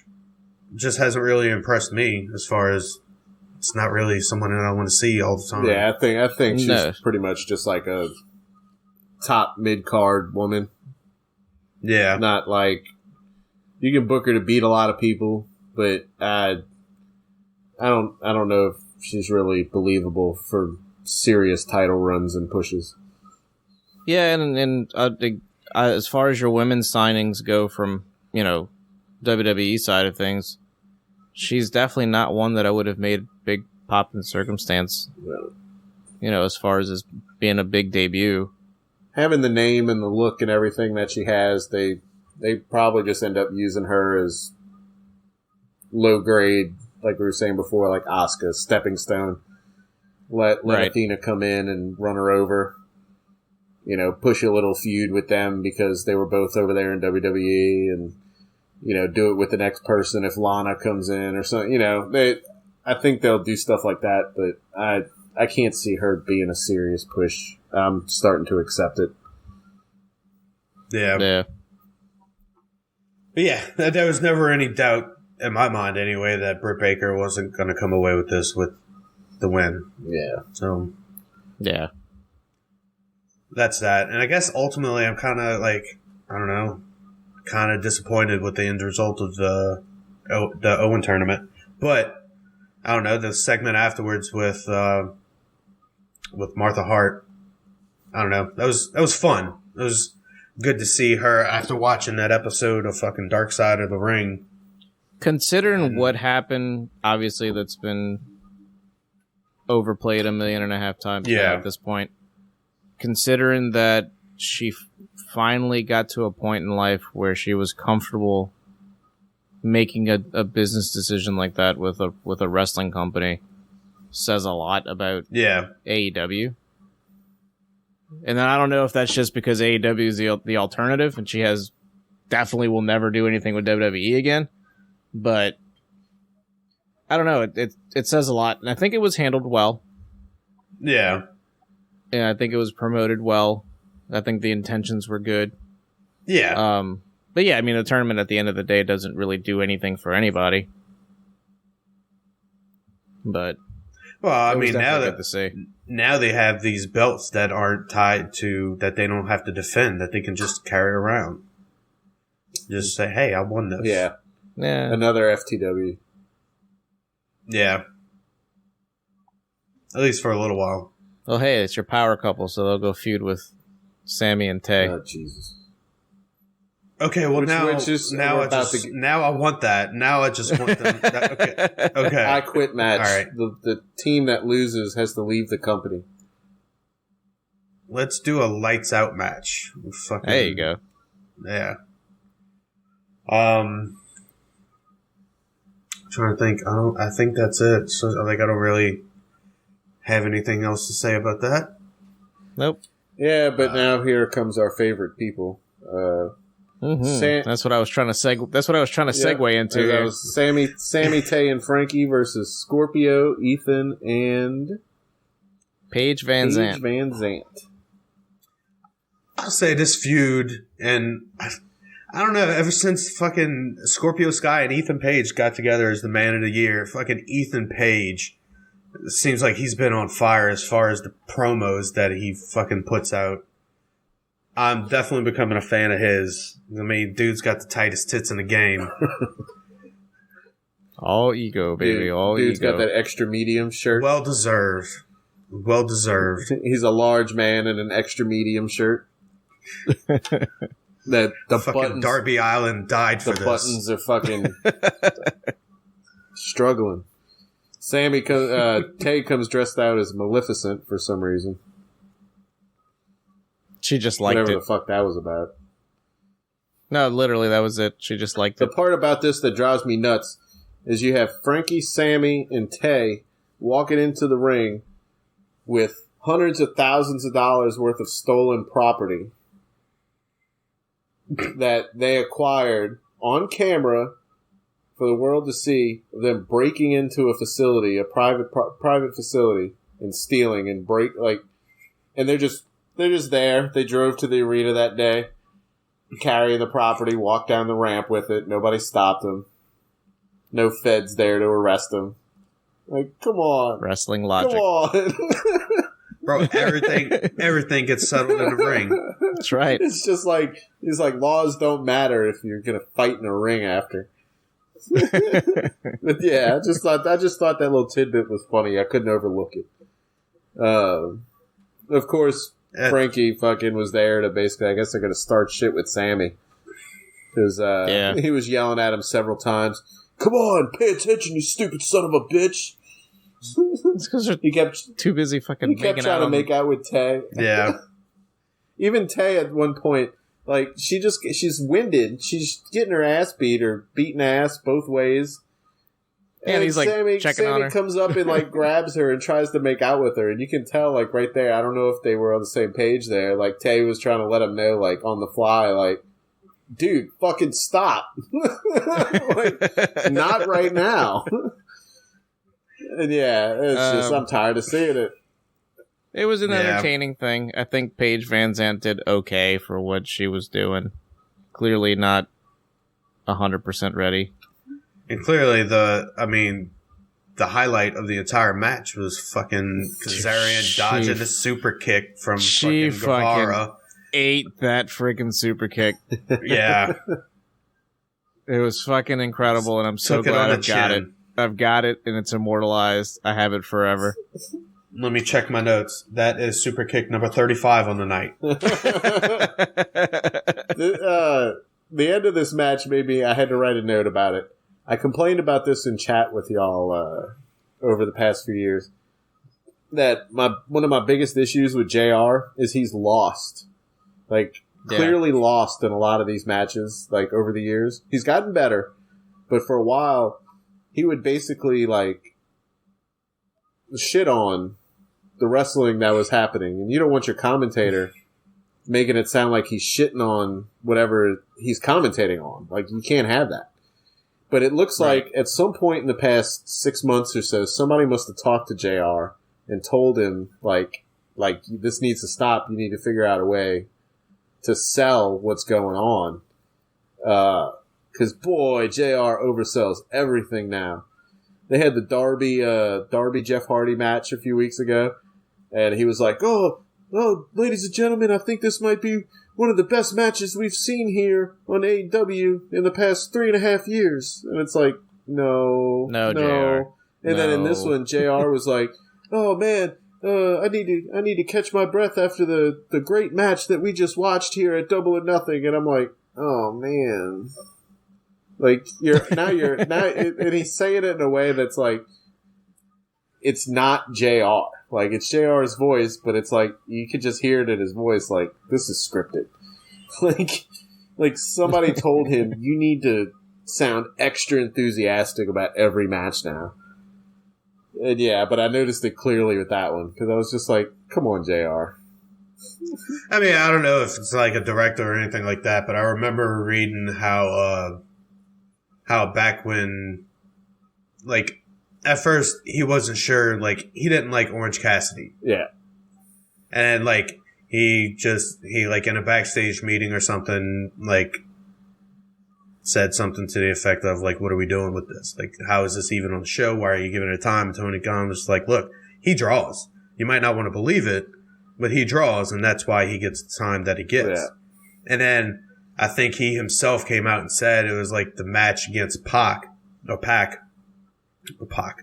against Pac, where was it All Out pay-per-view or something like that, where he kind of opened his eyes to Jesus Christ, Orange Cassidy, and saw what was special about him. So I mean, right. I think it's fucking JR is a man that's been set in his ways for so long, doing a thing for so long. I will say it's a good thing you have Excalibur there, the fucking encyclopedia of wrestling, to call out some of this shit, because it doesn't seem like Tony or Jim Ross have any idea about Mike any Tenay's of under this that shit. mask. The man in the mask. But yeah, that 6-man tag match. Yeah, it is what it is. I think it was just strictly will forever be remembered for the finish. That's all. Yeah. And this pay-per-view had 2 tag matches, 2 3-on-3s, and a 5-on-5, all in one pay-per-view. And I imagine you don't want to debut Paige Van Zandt on the buy-in, but this could have been on the buy-in. Yeah. It could have been on a buy-in, and nobody would have missed it. No. Yeah. So then you get next is a totally unexpected match that I had no idea was even on the fucking card. Yeah. Kyle O'Reilly and Darby Allin. Shit. Yeah. I feel like Tony was like, "This show's not long enough. You two get out there." This was kind of a breeze through match. I mean, it was obviously a filler match. It was good though. It wasn't bad. Yeah, O'Reilly pleasantly surprised by O'Reilly picking up the win. Yeah, O'Reilly doesn't. But they did the thing. Matches. But they did the thing does not where have a bad match. They botched the move, but then did it again successfully with the fucking that fucking dive. Dive. You're gonna get him every time. Yeah. So that was a weird extra that was surprisingly okay, and I wouldn't be opposed to seeing a little bit more of that. I think they literally added that to the card on Rampage. Yeah, it was the show before. All right, so before we get to the women's world title match, I'm looking at these notes, and I don't remember at what part of the show it happened, but are we not going to are we not going to talk about the Acclaimed going too hard? We can talk about that right now. Yes. Those fucking ass boys are a mess. Those ass boys are a mess. But it was incredible. I have not laughed so hard on my couch by myself over something so stupid. You're talking about them passed out. Yeah, I have that written early, and I passed it up. It was they found him passed out in the back and went and gave him scissors while they were sleeping. And Billy's all disappointed in his kids, but he goes and he covers up. He takes the covers off of one of them and goes and tucks in. Bo is just sleeping like this. But he goes and he covers up Caster. So good. Make sure he's tucked in. I don't know where this is going. I don't care. I don't care. Yeah, I don't either. I don't care. I fucking I don't love care. it. Just they don't ever have to even have any kind of match with anyone. Just do vignettes for a year. I don't care. Make them AEW's R-Truth. Like just give them segments every week, but I don't need to see them in the ring. I'm all right. I'm good with the segments. I'm good. And with that's the thing, like right now. fucking like Bowens is hurt, just got done surgery, but man, he's fucking him and Caster are comedy gold. Yeah. Man, they can make the shit work. Like, again, they made it work on Wednesday when they were coming out to the ring. Oh, no, it was on Rampage, I think. Caster was coming out to the ring for a match, and fucking he did his little rap, and then fucking the ass boys tried to get on the mic to do fucking Los Angeles. Fucked it up. Had to get Bowens on there. Sesame Daddy! They passed the mic to the ass boys, and what they call it first? Instead of Double or Nothing, they were like, wait, hold up, it's not that pay-per-view. Oh wait, no, it's not that pay-per-view. Fucking great. Yeah. I don't care. I don't care what they do. I just want them on TV more, I guess. Yeah, dude, I'm glad you brought that up because I definitely wanted to talk about it. And I forgot all about it, and it's not in the notes. Like I said, I don't remember where on the card that vignette was, but there can't not mention it because it was comedy gold. Great, fucking amazing. Yeah. Then we got anyway back to regular schedule. Our women's world title match. Thunder Rosa and Serena Deeb. Serena I think Deeb it ended up being okay. Former WWE good match superstar who did a segment where she was giving 19-year-old Adam Cole beers illegally. In the straight edge days. In the straight edge society. Anyway, that popped up on Facebook today. But we had Deeb versus Rosa. Deeb apparently has a move called the stretch muffler. Yes.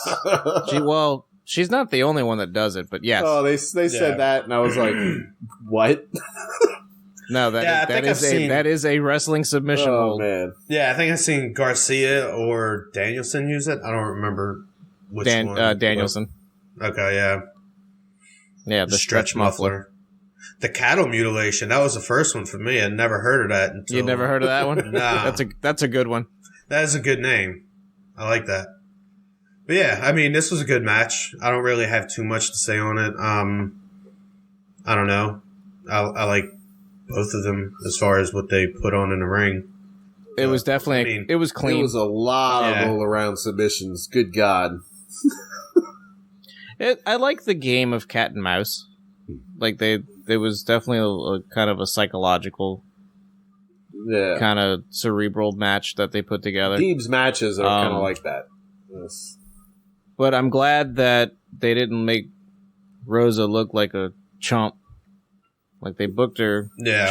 She was booked good. Like, I don't think she was... It wasn't a squash.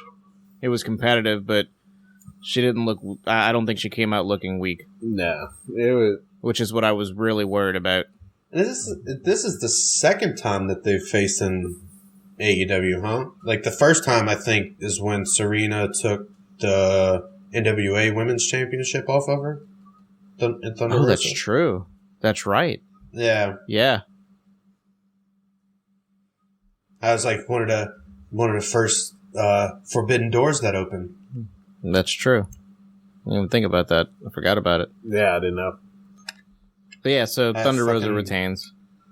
Sometimes my memory works. Hey, sometimes it takes 3. All right, and we got the Anarchy and Arena match, and let me pull out my other page of Yeah, I will preface whatever is about to be said by this was a masterpiece of a car crash. Yes. I don't care what anybody says. This was entertaining. It was fucking brutal. It was shot perfectly. They were on the instant replays, and that was vital to my enjoyment of this. Everything about this car crash was fucking phenomenal. Yes. The Jericho and the boys come out dressed as the Backshot Boys.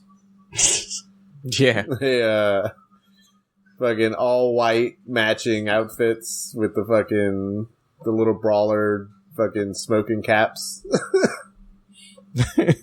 And dude, I don't even care about that. I care about the fact that freaking Wild Thing was playing for like 10 minutes. They just left it going. They just left it going till Jericho rips the fucking soundboard off. And it's fucking good too, because this match is like, again, like as we're going through the match, I'm like, I'm not liking this, but then they do the little thing like, oh, they're right on with the instant replays, and I'm like, wait, Wild Thing is still playing. And then they address that. I'm like, oh, of course. Yeah. Dude, everything was perfect. It was so good. There were some spots and some shots that I wish that they would have lingered on a little bit longer, like fucking Jericho rolling around or whatever the fuck he was driving. The bot scooter. I have a note that says the bot scooter spot. I wish that one would have panned out, because that didn't work. And he had a fucking... Yeah, he had some shades on for some reason. I don't know where they came from. He poked Moxley in the eye, I think, with the sunglasses.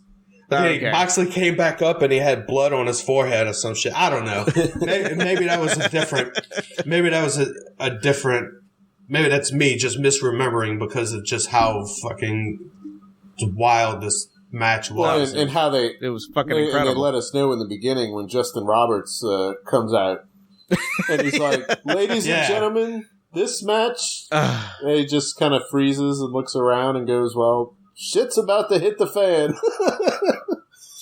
And that got a huge pop. It was kind of funny of them to do that. So, like, when Wild Thing looped the first time, when it started playing again, the fucking crowd popped. I was like, yep. It's like, yeah. So I have Love Eddie Kingston, Wild Thing on loop, crowd pop at first loop. Danielson kills Cool Hand Ange. He did. Bot scooter spot. Garcia power drive Ortiz onto the steel steps. That was fucking brutal. Yes. That was fucking brutal looking. You can't get a more picture-perfect pile driver than that. Yeah. Fucking Jericho suplexed Mox on a row of chairs, and they just slid back after he slid them. It's just... Oh, man. Now... Yeah, I like that. I like when he hit Jericho with the hard cam. Like, just like tapped now, it. Did y'all see how the opening blood started? Moxley grabs Matt Menard, puts him in like a chokehold, and has a pen. And I guess they didn't. I guess it was made to look like they had the point sticking out, but they didn't. So he gave him natural. I think they called it a fork. They referred to it as a fork. Was it a fork? I thought he... Or commentary. Well, it could have been. I thought he had a pen in his hand. Commentary said it was a fork. They gave him natural blood. He pounded him and gave him blood he gave him color the hard way. He was pounded on his forehead. He was colored all right. He was pounded on which that eventually forehead, led to fucking... Which eventually led Kingston to fucking just... front the camera. Then he squeezed the rest of and Kingston came through and squeezed his face and got the rest of the blood out. He looked like he Magic fought a bear in like the first 5 minutes of the match.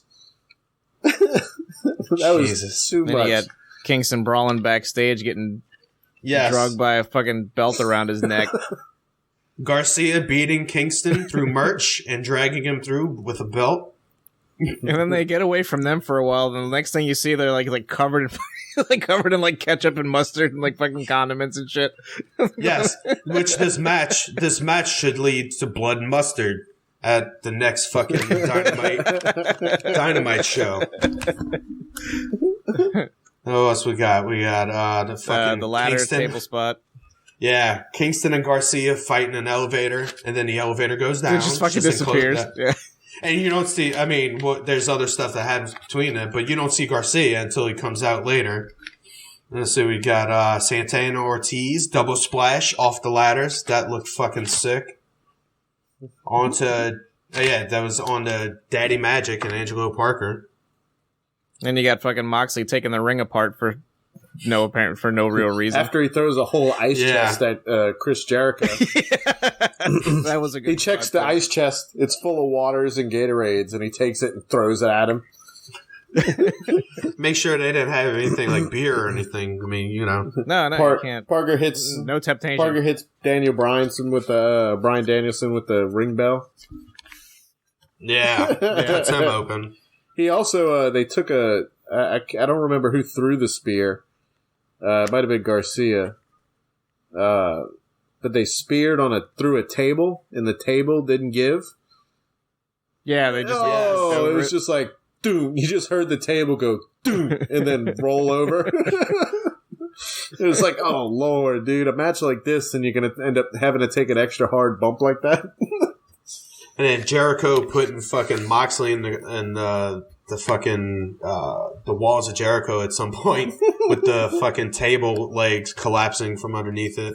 That was amazing. Oh yeah, that was good.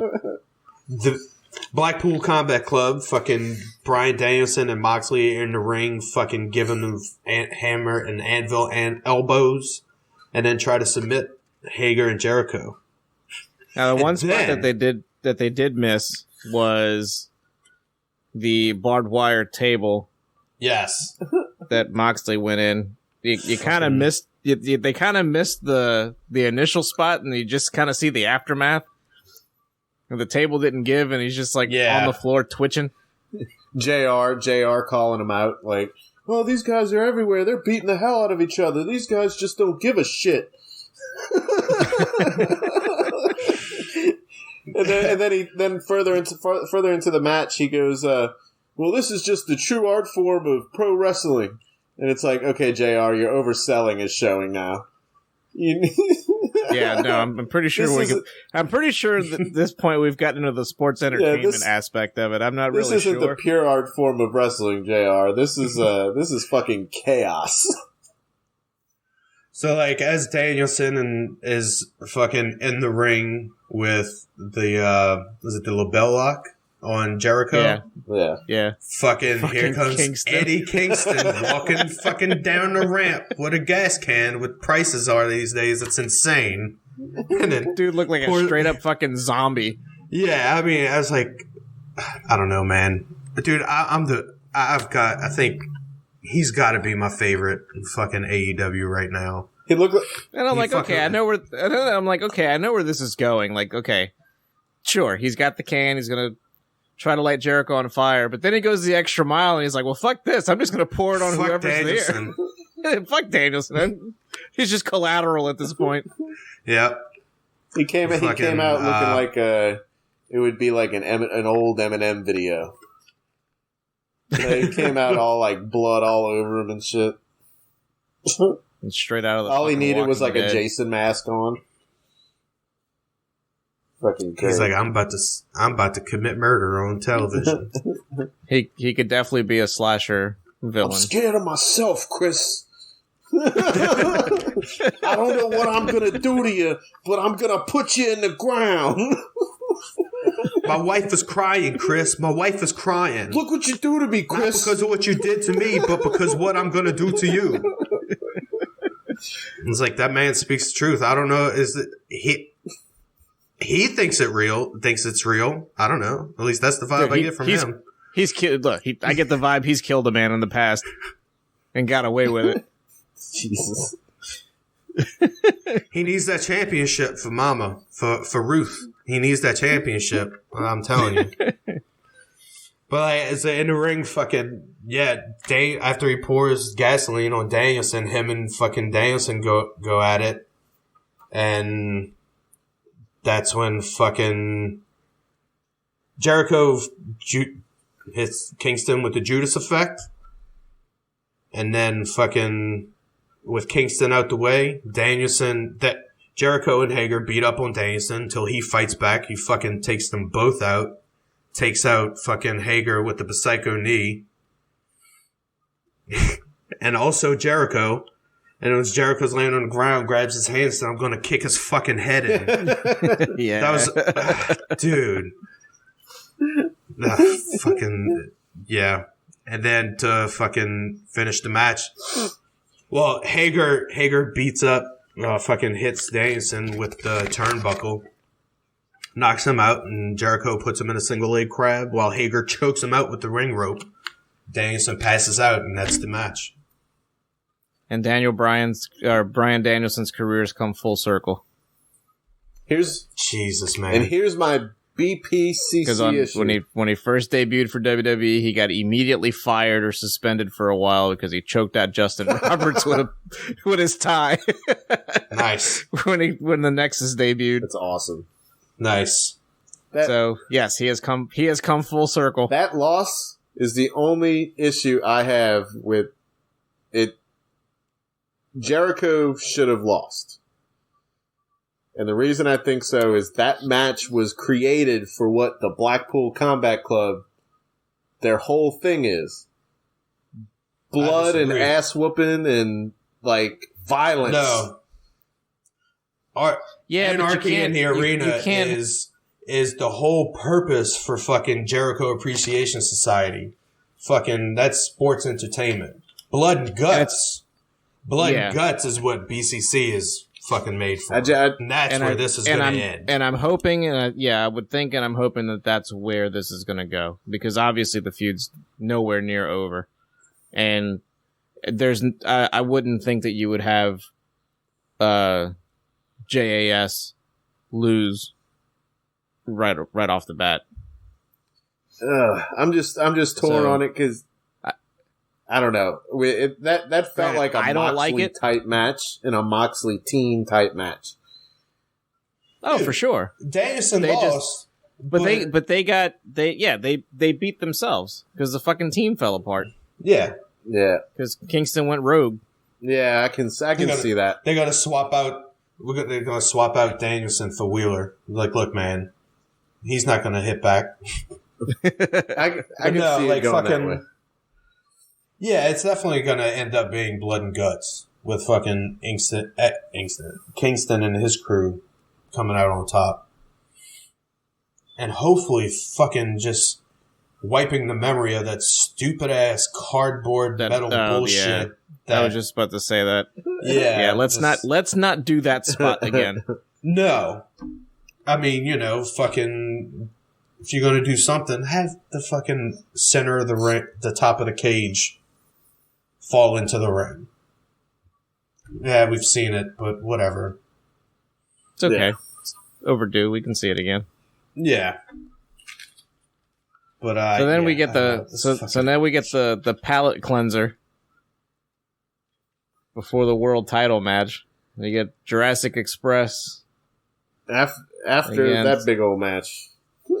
Yeah, I can only imagine those three teams sitting in the back going, oh, "Fuck, dude, how do we follow that?"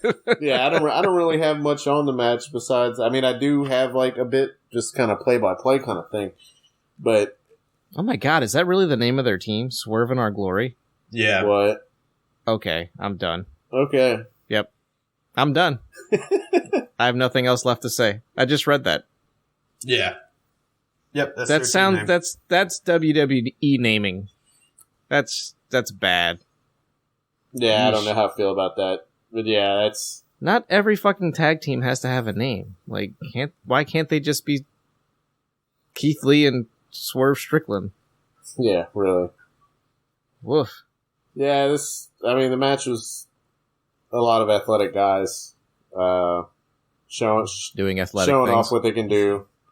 Hobbs getting up on the top ropes and doing some flippy cutters and shit like that. That was kind of cool. Fuck that. Fucking Keith Lee doing that freaking senton over the top rope. That Jesus Christ. Yeah, it was big men who can move. And then, Luchasaurus, of course. He gets around too for his size. Yeah.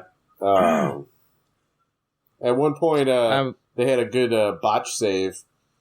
Starks got flipped over the ropes. It looked like he was supposed to hold on to the ropes and stay on the side of the ring for something, whether it be jump off or jump back in.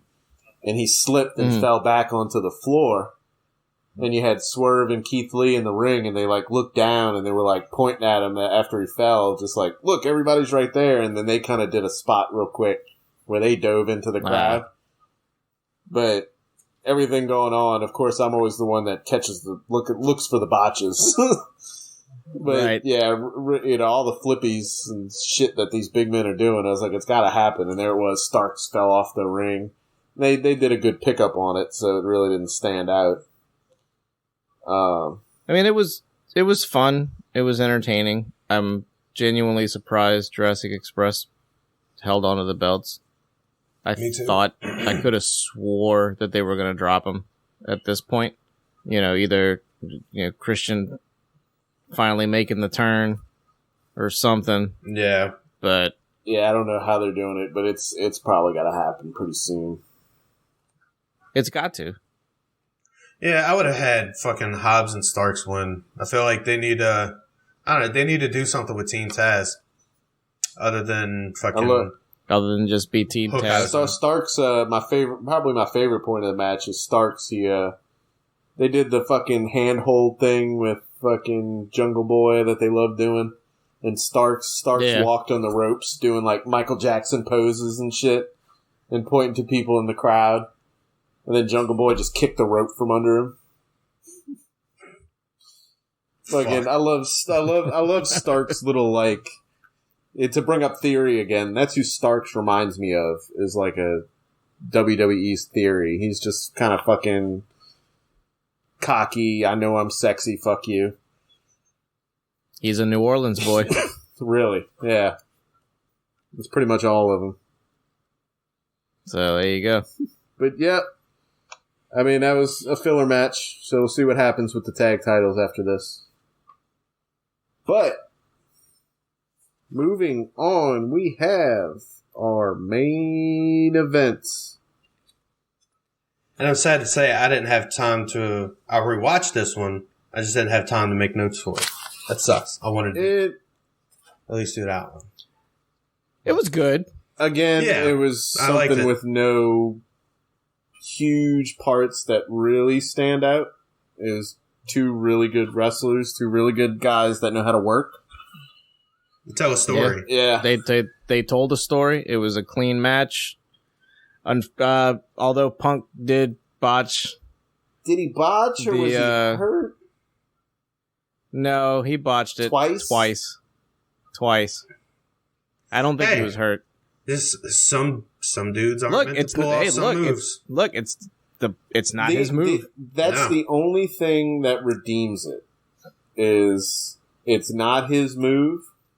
It's easy to cover it up. And you can cover it up with that.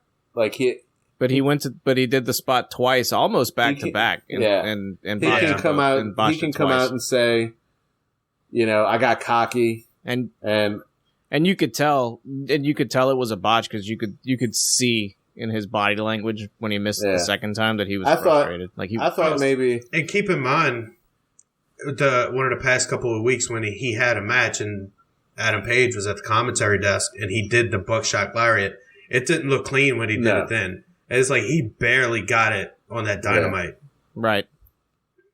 So I mean it's a move that I can't stand because it's overly complex and the setup is dumb and it's a move that you could see coming a mile away if you're using actual logic. I like it more and not wrestling logic. I don't mind it. And it just takes me out of it. I don't mind it. I like it more than AJ Styles' move. And that's another one that I can't stand. I can't stand that they made the phenomenal forearm because you can see the force behind that lariat, behind that buckshot lariat. Like it's a believable move that doesn't. Yeah, but you could do it just like you would do just like Bradshaw did the clothesline from hell. I mean, and you got to take into consideration that it's also a move that's probably safe to take for most people in the locker room. Definitely. So, dude, I mean, I agree with that. I will sit here and fucking suspend my disbelief for the spots that fucking Jurassic Express tries to do. Not all the time does it work, but I'll suspend my belief for that amount of time just because it looks like some cool shit. I mean, that's the thing with the buckshot lariat. I like the way that it looks. I'm just saying that if you're going to pick a finish, I would prefer the Deadeye. Yeah, I mean, I don't know. But that's just me going on my rant.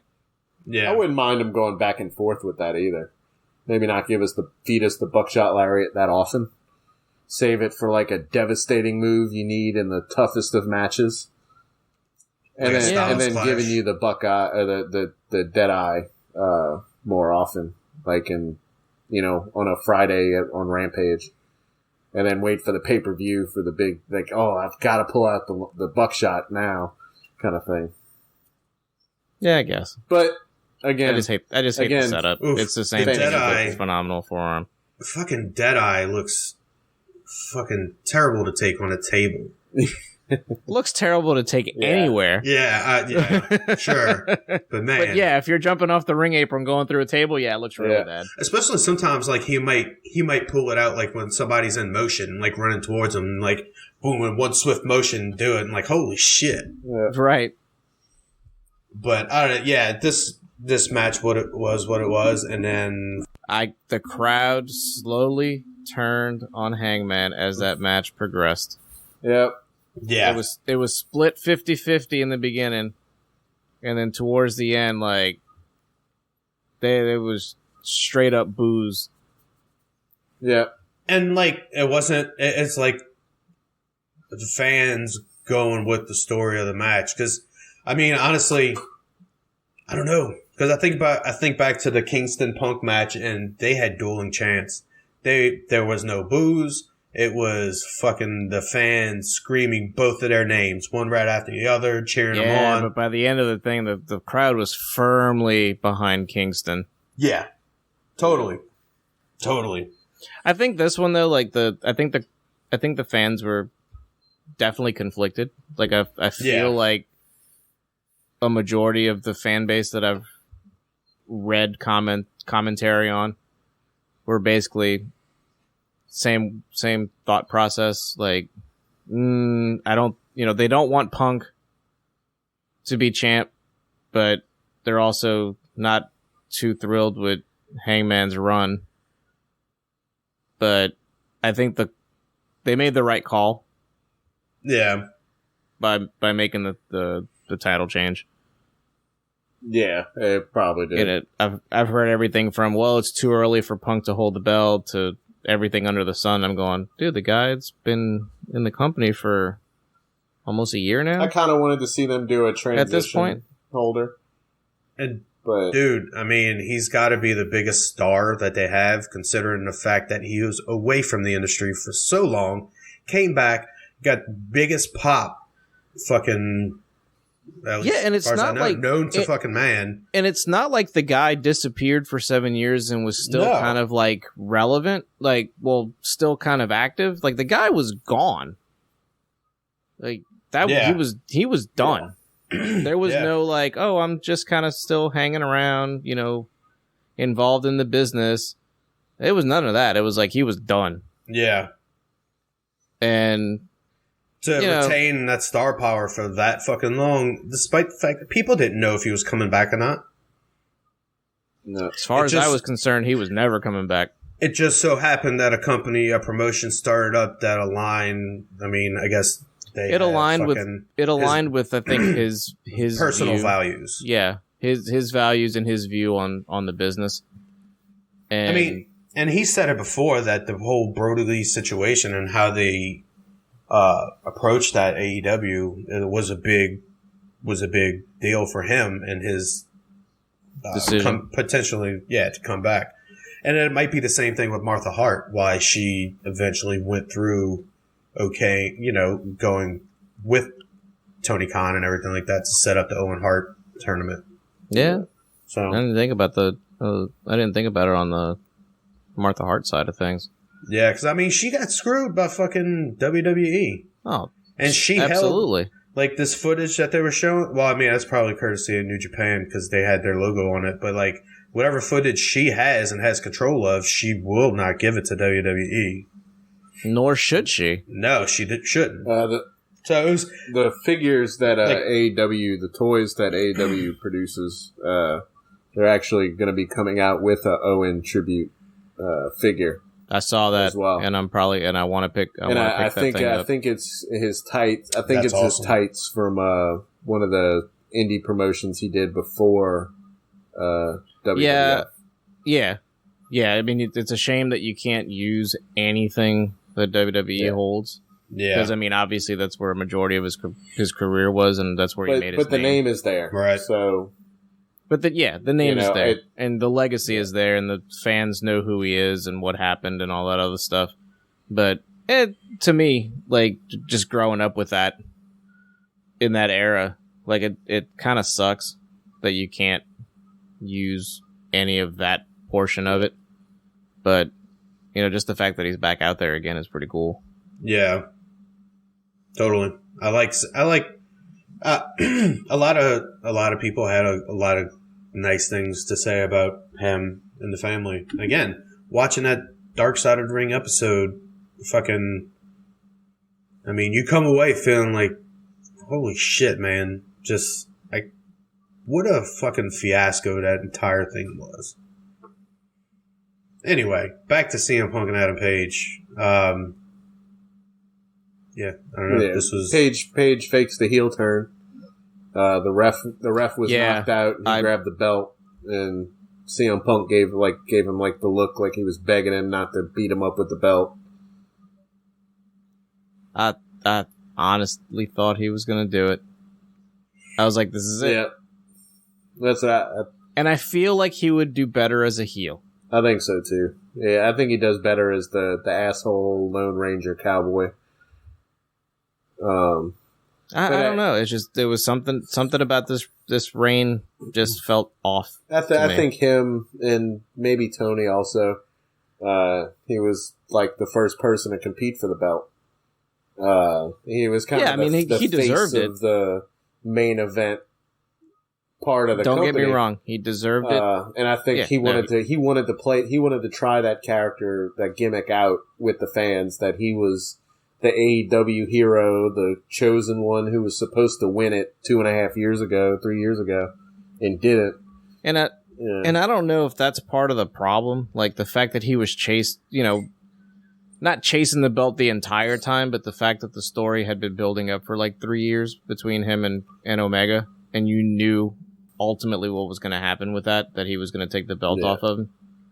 I don't know if that had something to do with the fact that it was like, okay, I'm like fatigued from Adam Page at this point, and he's got the belt. And then I feel like, he had some really good matches. He had some really good defenses, but just something about it just didn't feel good. Like, it didn't feel right. yeah. And I can't pinpoint it at all. I don't know if it's promo work or just the fact that, like, he would go weeks without being on TV. Yeah.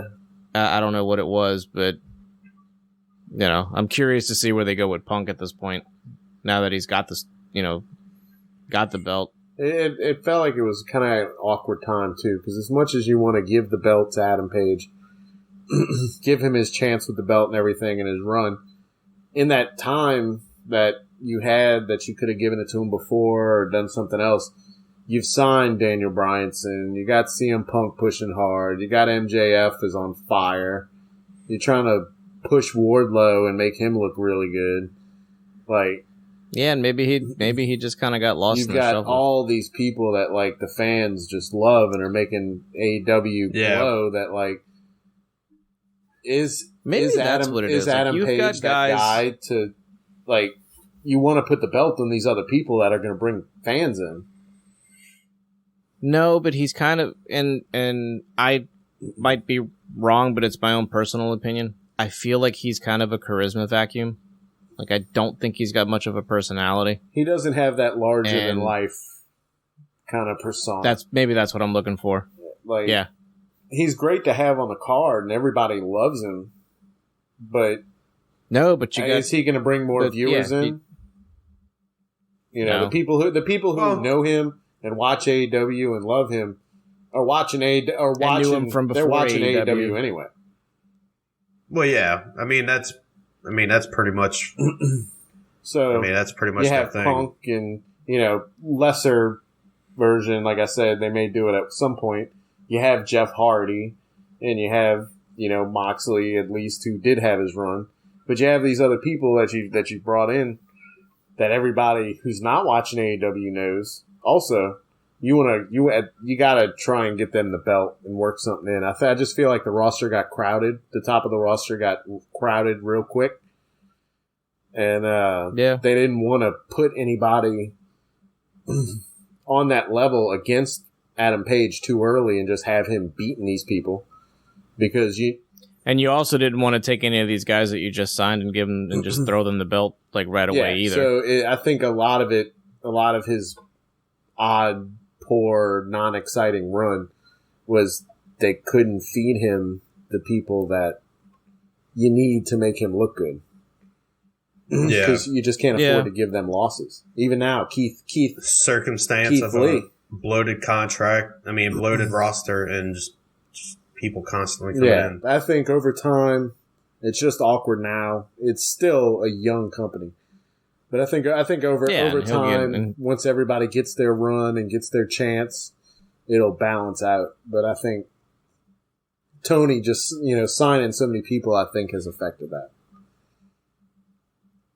No, I don't know. I'd like to see Adam Page as a heel and kind of the form that I kind of want to see that take. Is he mentioned this past week about how he was I think he said a low-level Bullet Club jobber. Well, what if that comes back around and Jay White, the Switchblade, fucking? Well, look, a lot of Bullet Club members, it's been like the turns have been shocking and something like that. That'd be a shocking turn for fucking the biggest babyface in AEW, homegrown babyface. Goes back, or at least brings his New Japan faction as a leader over to AEW. And does I could do Jay White and Hangman pairing up for a little while and causing havoc. Yeah. Bring him over. Oh, the possibilities when the forbidden doors open. I'd much rather see him do that than do something with the Dark Order, because I think their kind of goodwill is kind of gone. Dark Order's unfortunately kind of run its course. Yeah. But, without Brody Lee, rest in peace. I don't. Unless you turn around and give them Matt Hardy. I don't think you can give him anybody. But at this point, you're right. The whole gimmick's kind of burnt out on everybody over there. Yeah. So, they've even started giving some of the numbers names. Like, I think it was like number 5. They came out and said, "This is number 5. So and so." Alan Angels. Alan Angels. Exactly. Yeah. So I think that's coming. But so overall score. I liked it. It was. I don't think it was AEW's best pay-per-view. They've had some really good ones over the past few years, but it was really good. It was tiring, but not in a bad way. After that Anarchy in the Arena match, I had to rewatch the next day because I was tired. I was exhausted, and it wasn't because of just like being up all day or anything. It was. So much going on. My head needed the rest. Yeah. But it was fun to watch because it was something you can't get on the other show. Right. So, I'd probably put it at like a B minus if I'm going on a scale of A to F. Yeah, I'll probably give it a B. That doesn't sound too bad. B minus sounds I'd fair. say, they set the bar pretty high with their pay-per-views. Yeah. You're not going to knock all of them out of the park, but it's just a bit long. But it felt like Mania length. Honestly, I feel like Anarchy in the Arena was kind of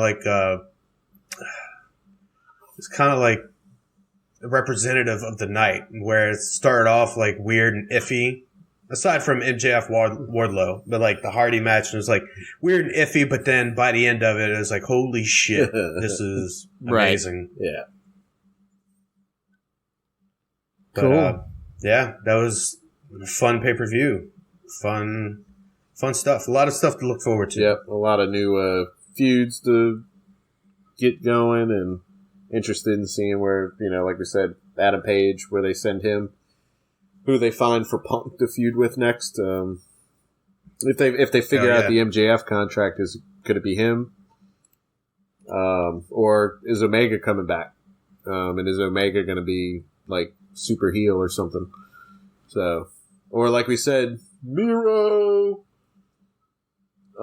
Granted, Miro's not a superstar, but I love Miro in the ring. He's so athletic, and I like him as a person. I'm sure he's going to come back and go for the TNT belt off and on. I mean, Miro's over as hell, so he's definitely going to come back. It should definitely be soon. Yeah, but now that we have the CM Punk run, I'm interested to see how far they push it, how far it goes. How long he lasts as full babyface before they have to turn him heel at some point. Before they inevitably have to turn him heel. Against Kingston, who's going to beat him for the championship? Maybe. If he does a little babyface run for a while, maybe it is Kingston. Dude, him and Punk still have a lot of heat. There's some beef. I'm curious to see. I'm a lot more interested to see what angles AEW takes in these feuds over what WWE has going on right now. That's for sure. Hell yeah, Wes, you got any final thoughts? No, I think I've pretty much said my piece. Sweet. Well, that's it for this week's episode of the Wrestlecast. If you want to drop us a line or have a question for us, email us at laughingmangamecast@gmail.com and put Wrestlecast in the subject. Hit us up on Twitter at laughingmannet. Thank y'all for listening. See you next time. Peace.